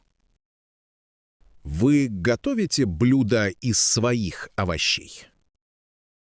Конечно, суп из свежих овощей очень вкусный. Можно делать салаты, солить огурцы. Летом самый вкусный огурец из огорода. Да, это правда. Свой урожай — всегда радость. Желаю вам хорошего урожая, Марина. Спасибо, Андрей. Приходите попробовать мои овощи. Привет, Оля. Ты хорошо путешествуешь с малым бюджетом? Привет, Дима. Да, стараюсь экономить. Почему спрашиваешь? Я хочу поехать в отпуск, но у меня мало денег. Понимаю. Сначала выбери недорогую страну или город. Я думал о Польше или Латвии. Это хорошая идея. Да, отличная. Там недорогие билеты и жилье. Как обычно, ищешь дешевые билеты. Я смотрю сайты Skyscanner и Aviasales. А если ехать поездом или автобусом? Это бывает дешевле. Проверь Блаблакар тоже. Можно поехать автостопом, если не боишься. Интересно. А где лучше останавливаться ночевать? Я выбираю хостелы или бюджетные гостиницы. Иногда использую каучсерфинг, чтобы жить у местных. Никогда не пробовал каучсерфинг. Это безопасно? Да, если читать отзывы. Там часто хорошие люди. А как насчет еды? Я люблю вкусно поесть. Дешевле покупать еду в супермаркете или рынке? Можно зайти в столовые. Там домашняя еда. В России очень популярны бизнес-ланчи, да? Да, в кафе днем всегда есть недорогой бизнес-ланч. Хорошая идея. Как планируешь маршрут путешествия? Я отмечаю места на карте и читаю отзывы. Пешком гулять дешевле, и можно увидеть больше. Я люблю фотографировать. Ты берешь фотоаппарат? Да, но часто хватает телефона.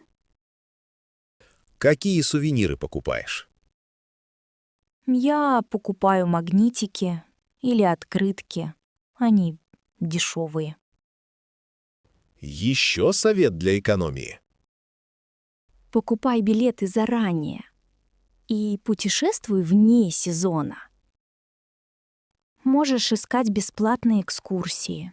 Их много в городах. Спасибо, Оля. Ты очень помогла мне. Пожалуйста, Дима, хорошей поездки. Теперь я готов к приключениям. Привет, Игорь. Как прошел твой отпуск? Привет, Лена. Я снял квартиру впервые в жизни. Серьезно? Где ты отдыхал? Я был в Санкт-Петербурге. Совсем рядом с Невой. О, это красивый город. А какая была квартира? Квартира маленькая, но очень уютная и теплая. Хозяин очень добрый мужчина. Его зовут Алексей. Тебе все понравилось? Не было проблем? Нет, почти все было хорошо, но сломался чайник. Ой, и как ты пил чай? Хозяин быстро принес новый чайник, все решил. Здорово. В квартире был интернет? Да, Wi-Fi работал отлично. Я смотрел фильмы вечером. Было ли тебе удобно добираться до центра города? Очень удобно. Метро совсем рядом, 5 минут пешком. Какие места ты посетил первым делом? Я ходил в Эрмитаж и гулял по Невскому проспекту. Ты знал, что в Эрмитаже больше 3 миллионов экспонатов? Да, я смотрел картины много часов. Так интересно. Что тебе больше всего запомнилось в квартире? Были огромные окна с видом на старинные улицы. Звучит романтично. Хозяин что-нибудь рассказал интересное? Он посоветовал кафе и показал, где лучший пирог. Ты пробовал местную кухню? Да, я ел борщ и пироги с капустой. Очень вкусно. Замечательно. А как тебе район? Район спокойный, магазины и аптека рядом. Соседи тоже были приветливые, тихие. Что больше всего понравилось во всем отпуске? Мне понравилась свобода. Все как дома, но в новом городе. Планируешь еще раз арендовать квартиру? Обязательно. Это удобнее, чем отель для меня. Спасибо за рассказ. Теперь и я хочу так попробовать. Если будут вопросы, спрашивай. Я помогу. Здравствуйте. Добро пожаловать в наш кемпинг. Здравствуйте. Я хочу забронировать место для палатки. Конечно. На сколько ночей вы хотите остаться? На 3 ночи, пожалуйста. Как вас зовут? Меня зовут Елена Петрова. Очень приятно, Елена. Из какого вы города? Я из Санкт-Петербурга. Вам нравится отдыхать на природе? Да, очень. Я люблю гулять в лесу и купаться в озере. Здорово. У нас есть озеро рядом, вода сейчас теплая. Приятно слышать. Есть ли рядом супермаркет?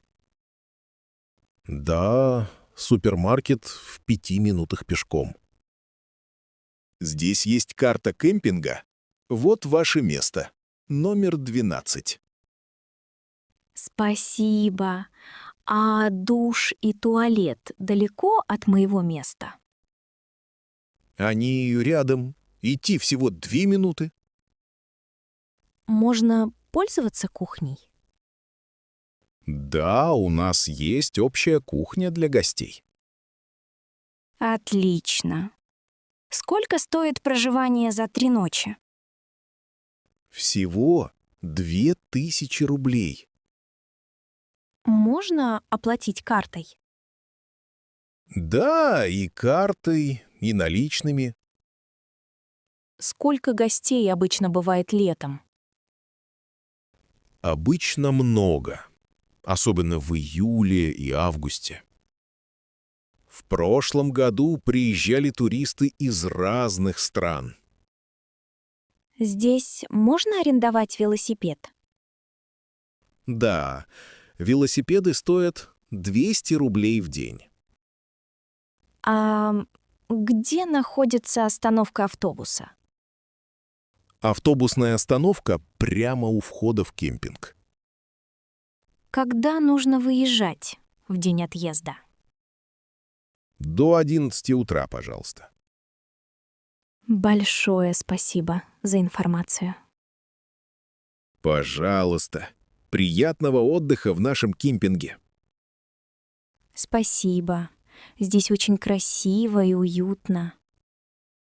Если будут вопросы, обращайтесь ко мне в любое время.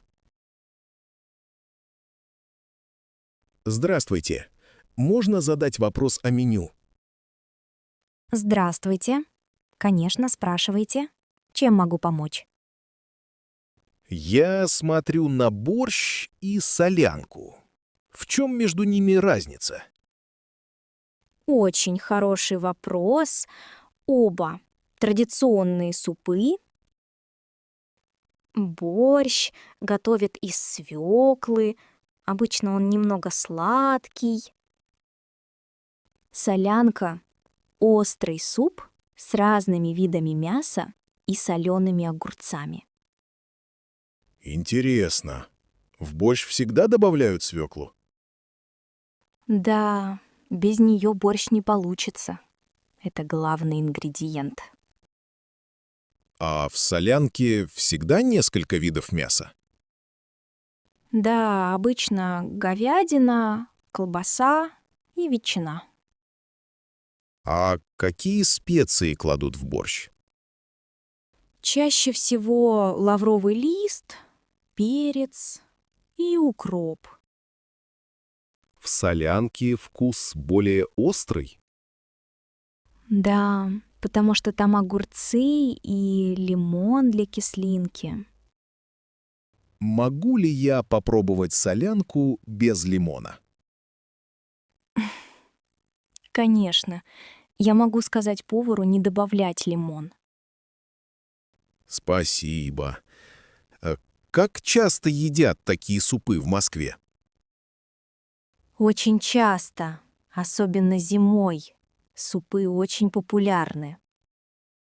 В Германии мы едим супы в основном осенью и зимой. У нас тоже. Суп согревает в холодное время года. А борщ подают со сметаной? Да, традиционно борщ едят со сметаной и черным хлебом. К солянке тоже можно сметану? Обычно нет, но можно по желанию. Какой суп предпочитаете вы? Я люблю солянку, потому что она сытная и ароматная. Но борщ — классика. Его готовят в каждой семье. Супы подают горячими, верно?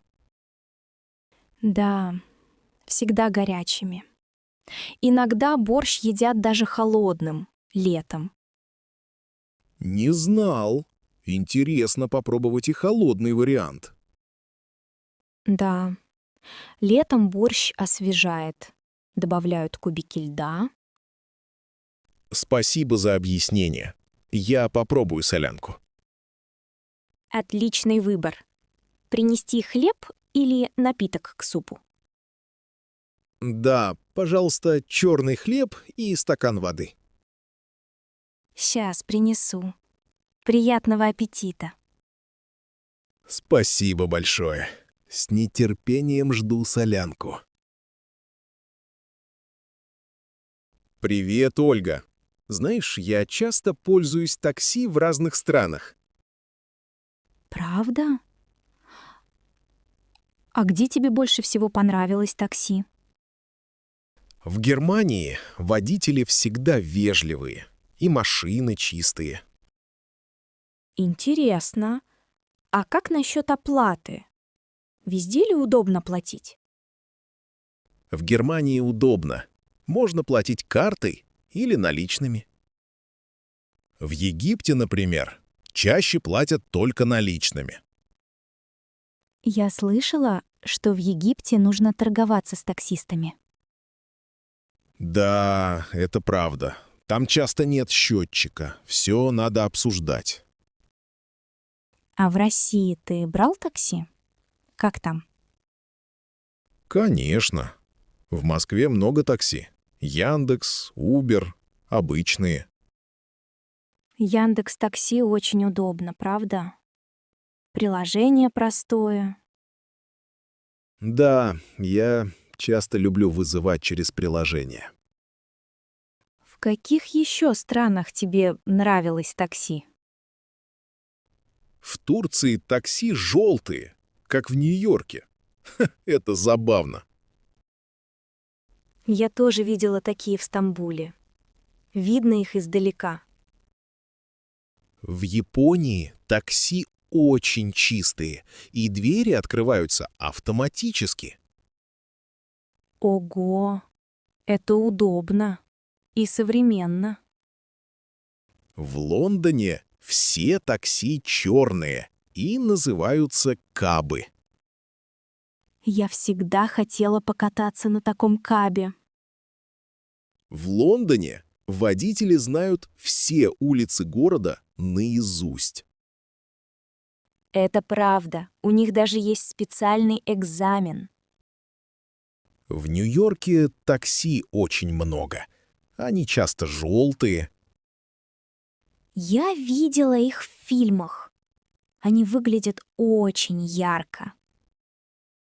В Испании у такси зеленая лампа сверху, если она свободна. Это удобно. Сразу видно, можно остановить такси или нет. В некоторых странах есть только приложение, без обычных машин. Правда? Это, наверное, экономит время и удобно. Да, в некоторых городах даже нет обычных таксистов. Действительно, такси очень разные везде. Я люблю узнавать новое в разных странах. Я бы тоже хотела попробовать такси в других странах. Может быть, когда-нибудь поедем вместе путешествовать?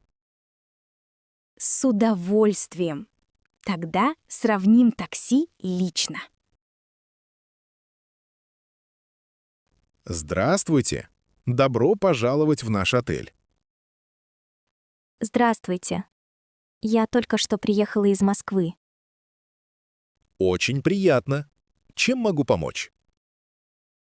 Расскажите, пожалуйста, какие у вас есть услуги?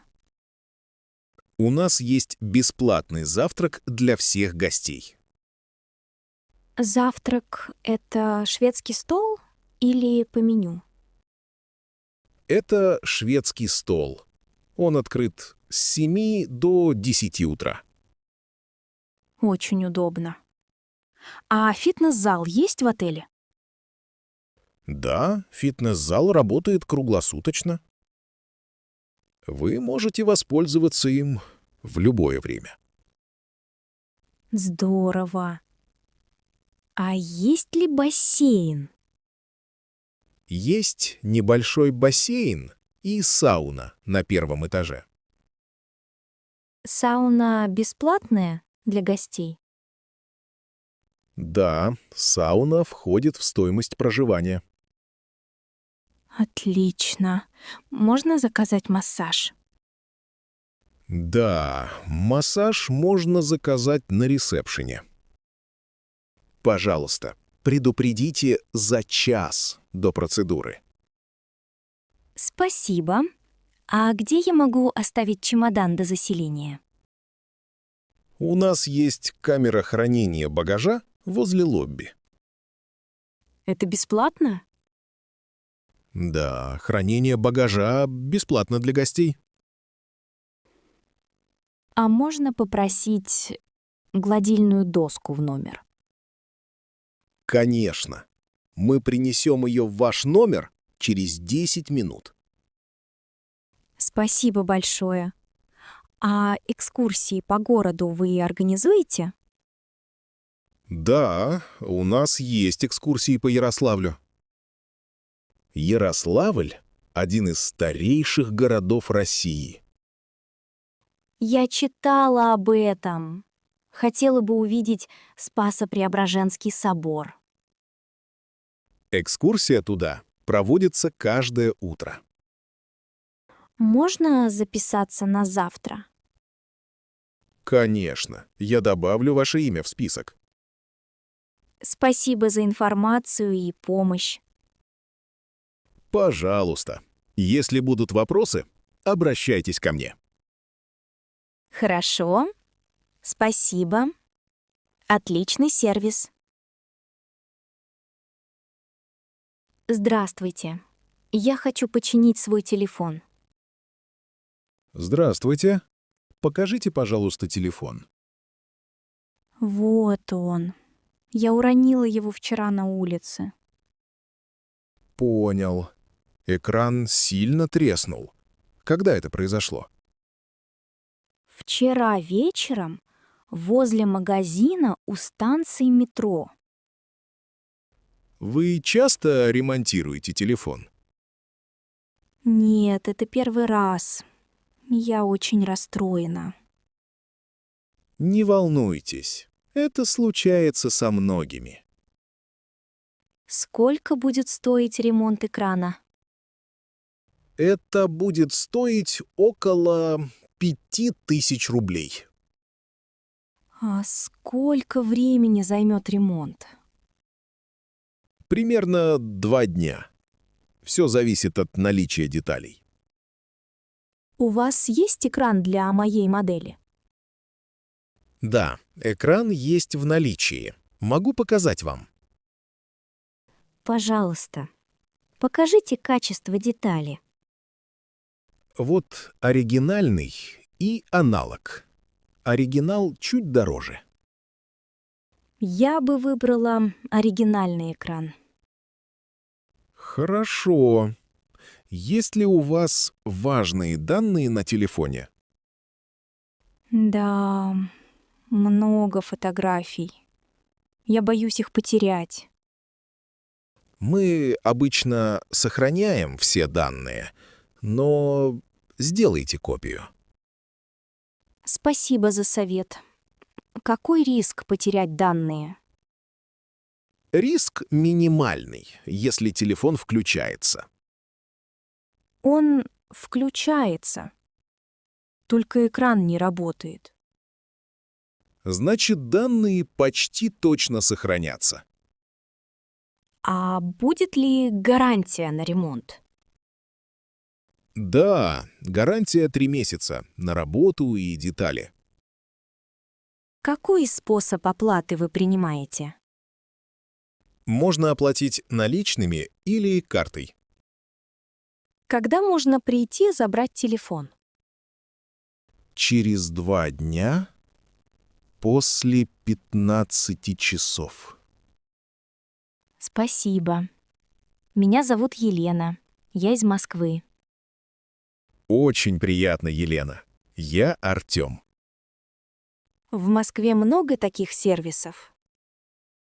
Да, особенно в центре. Русские часто чинят, не покупают новый. Спасибо вам, Артём. Я жду звонка. Позвоню вам, когда телефон будет готов. Хорошего дня. Здравствуйте. Я хотел бы узнать про ваши счета. Добрый день. Конечно, расскажу. Вы открываете первый счет? Да, первый. Мне нужен счет для зарплаты и покупок. Понятно. У нас есть стандартный и премиум счета. В чем разница между стандартным и премиум? Стандартный — бесплатное обслуживание. Премиум — больше услуг. Какие есть лимиты на снятие наличных? По стандартному счету 100 тысяч рублей в месяц бесплатно. По премиум аккаунту лимит выше — до 300 тысяч рублей. А если я поеду за границу, могу снимать? Конечно, карты работают за границей, но комиссия 2%. Оплата тоже идет с комиссией? Нет, оплата покупок без комиссии, если с карты. Удобно. А мобильное приложение у вас есть? Да, конечно. Приложение на русском и английском языках. Можно ли проверять баланс и делать переводы в приложении? Да, все операции доступны в приложении. Очень удобно. А что насчет овердрафта? Можно ли уйти в минус? На стандартном счете овердрафта нет, только на премиум. Для премиум клиентов минус можно до 50 тысяч рублей. Есть ли карты с кэшбэком? Да, премиум карта возвращает 2% от покупок. Интересно. А карту можно получить сразу? Вам выдают временную карту, а пластиковая через 5 дней. Какой документ нужен для открытия счета? Паспорт гражданина РФ. Если вы из другой страны, вид на жительство. Сколько времени занимает открытие счета? Обычно это не дольше 20 минут, если все документы есть. Я слышал, что в России популярны бесконтактные карты. Да, у нас почти все карты поддерживают бесконтактную оплату. Это удобно. А как получить выписку по счету? Можно распечатать в отделении или получить на e-mail. Спасибо. Я подумаю над выбором счета. Пожалуйста, если будут вопросы, обращайтесь. Хорошего дня. И вам. Всегда рады видеть вас в нашем банке. Здравствуйте. Можно спросить вас о чем-то? Здравствуйте. Конечно, спрашивайте. Чем могу помочь? Меня зовут Анна.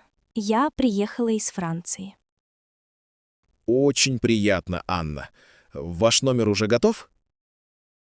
Нет, мой чек-ин только в 14 часов. Я приехала раньше и не знаю, что делать с багажом. Не волнуйтесь. Мы можем оставить ваш багаж у нас. Правда? Это бесплатно? Да, для гостей это бесплатно. Спасибо. Это очень удобно. А где храните чемоданы? У нас есть специальная комната для багажа. Так безопасно? Я волнуюсь за свои вещи. Не переживайте. Комната под замком и под камерами. Отлично. Сколько чемоданов можно оставить? Сколько у вас багажа? У меня один большой и одна ручная сумка. Это не проблема. Мы примем оба.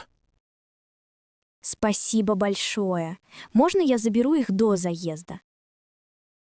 Конечно, вы можете забрать вещи в любое время. Куда мне подойти за багажом, когда вернусь? Подойдите к рецепции, и я вам помогу. А у вас часто оставляют багаж гости? Да, особенно весной и летом много туристов. Я первый раз в Санкт-Петербурге. Город очень красивый. Это правда. Хотите получить карту города? Да, это было бы здорово. Вот, держите карту. Тут отмечены главные места. Спасибо. Это очень полезно. Если нужны советы по городу, спрашивайте. Обязательно. А как далеко музей Эрмитаж отсюда? Пешком минут 15 от отеля. Прекрасно. Я хотела бы там начать прогулку. Желаю вам хорошего дня и приятного отдыха в городе. Спасибо за помощь и доброту. Привет, Игорь. Представь, где я жила на выходных. Привет, Марина. Где же ты выглядишь вдохновленной? Я жила в необычном отеле. Там все было как в сказке. Серьезно? Что в нем было особенного?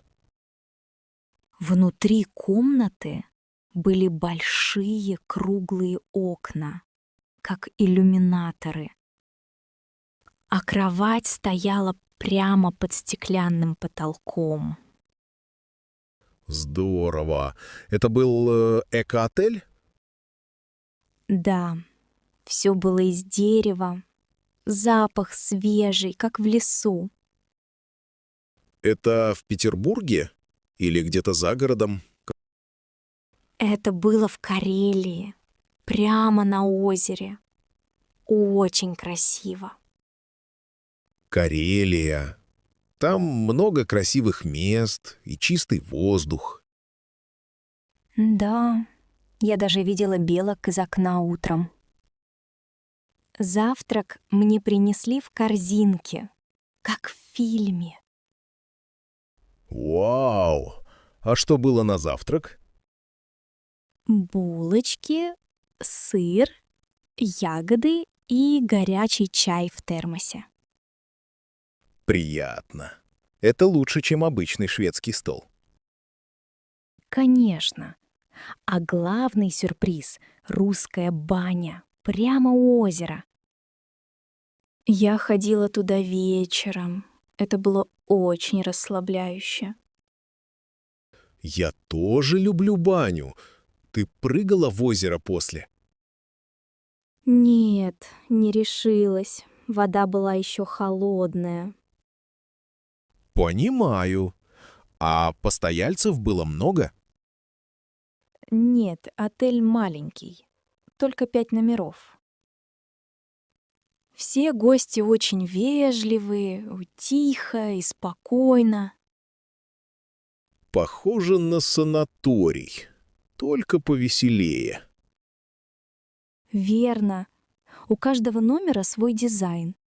У меня были книги. Класс! Я бы тоже хотел там остановиться. Я сохраню адрес, если хочешь. Там часто скидки вне сезона. Спасибо, это отличная идея. А интернет был? Да, ну, слабый. Но это даже хорошо. Больше отдыха. Правильно. Иногда нужно отключаться от всего. Совсем забыла. Стены украшены старыми фотографиями Карелии. Удивительно. Такие мелочи создают уют. Именно. Я себя там чувствовала как дома, но лучше.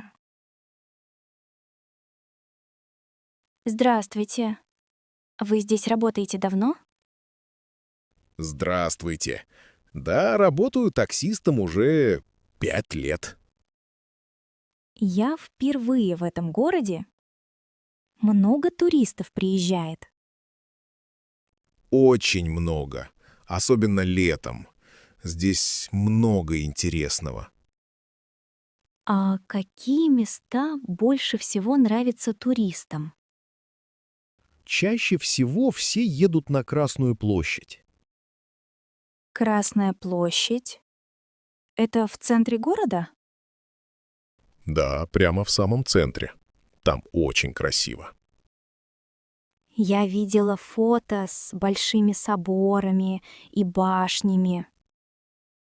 Вы, наверное, говорите о соборе Василия Блаженного.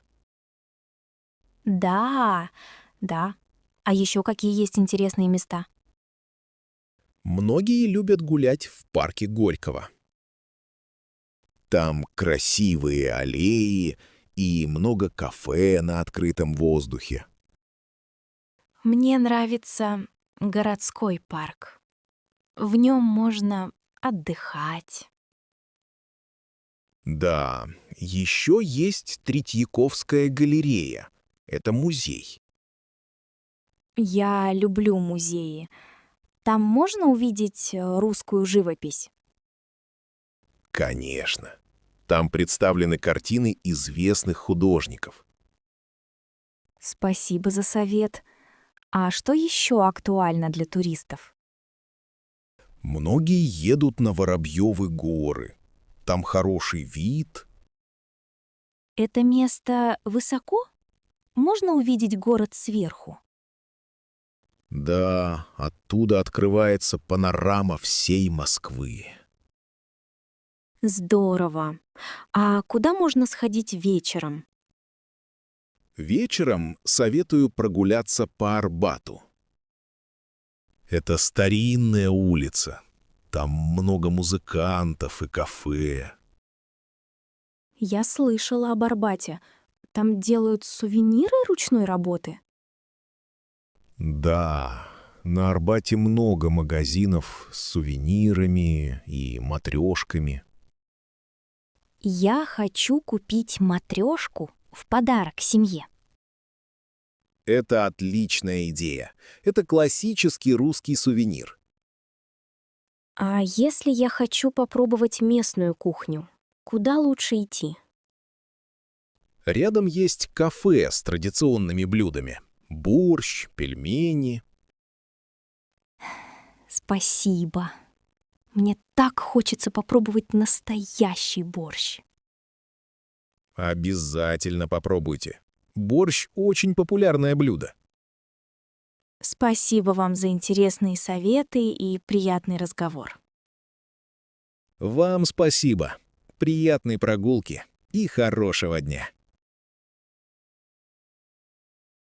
Здравствуйте. Простите, вы работаете здесь? Здравствуйте. Да, я сотрудник вокзала. Чем могу помочь? Я путешествую в Санкт-Петербург. Подскажите, с какого пути отправляется мой поезд? Конечно. Покажите, пожалуйста, ваш билет. Вот мой билет. Спасибо. Ваш поезд отправляется с третьего пути. Третий путь. Прямо, затем налево. Спасибо. Я правильно понимаю, поезд скорый? Да, скорый. Поезд делает только 2 остановки. Отлично. А в поезде есть Wi-Fi? В большинстве вагонов есть бесплатный Wi-Fi. Иногда связь слабая в туннелях. Понятно. Большое спасибо. А розетки для зарядки телефона есть? Да, в каждом вагоне есть розетки у сидений. Очень удобно. Спасибо. Я еще хотела узнать, где купить что-то поесть. В здании вокзала есть кафе и маленький магазин. Вы их увидите сразу после входа слева. Спасибо за информацию. Можно ли купить что-то прямо на платформе? На платформе есть автоматы с напитками и снеками. В поезде тоже работает буфет. Прекрасно. Какие блюда обычно бывают в буфете? Чаще всего это сэндвичи, чай, кофе и пирожки. Я хотела бы попробовать пирожок. Это что-то традиционное? Да, пирожки — популярная русская выпечка с разной начинкой. Самые известные — с картошкой, мясом или капустой. Интересно. Обязательно попробую. Спасибо за помощь и совет. Пожалуйста, приятного путешествия и вкусного пирожка. Спасибо. Хорошего дня. Здравствуйте. Можно спросить о меню? Здравствуйте. Конечно, с удовольствием отвечу. У меня аллергия на орехи. Есть ли орехи в салатах? В нашем греческом салате нет орехов. В других блюдах иногда. А можно узнать, есть ли лактоза в супе дня? В сегодняшнем супе есть сливки, так что лактоза присутствует. Спасибо за информацию. А что посоветуете без лактозы? Могу порекомендовать овощное рагу. Там нет лактозы. Прекрасно. А морковь в нем есть? Да, овощное рагу содержит морковь и кабачки. Скажите, сколько ждать заказ? Я немного тороплюсь. Горячие блюда готовятся примерно 20 минут. Если закажете закуску, ее принесем за 5 минут. Отлично. Тогда можно овощное рагу и салат. Ваш заказ принят. Хотите хлеб к вашему блюду? Нет, спасибо. Хлеб мне не нужен. Можно еще один вопрос? можно ли взять остатки с собой? Конечно, мы можем упаковать еду для вас. В России это стало очень популярно.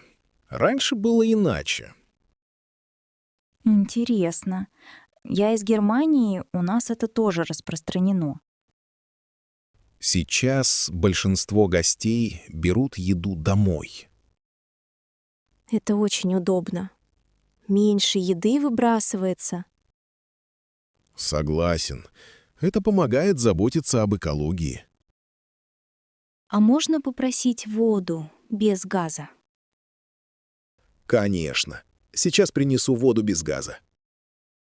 Спасибо большое. А у вас есть меню на английском? Да, меню на английском я принесу через минуту. Спасибо. Мне так будет легче выбирать десерт.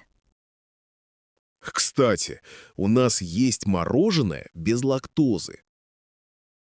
Вот это отличная новость. Я обязательно попробую. Рад, что смог помочь. Приятного аппетита. Спасибо. Атмосфера у вас очень приятная. Спасибо за добрые слова. Если что, зовите меня.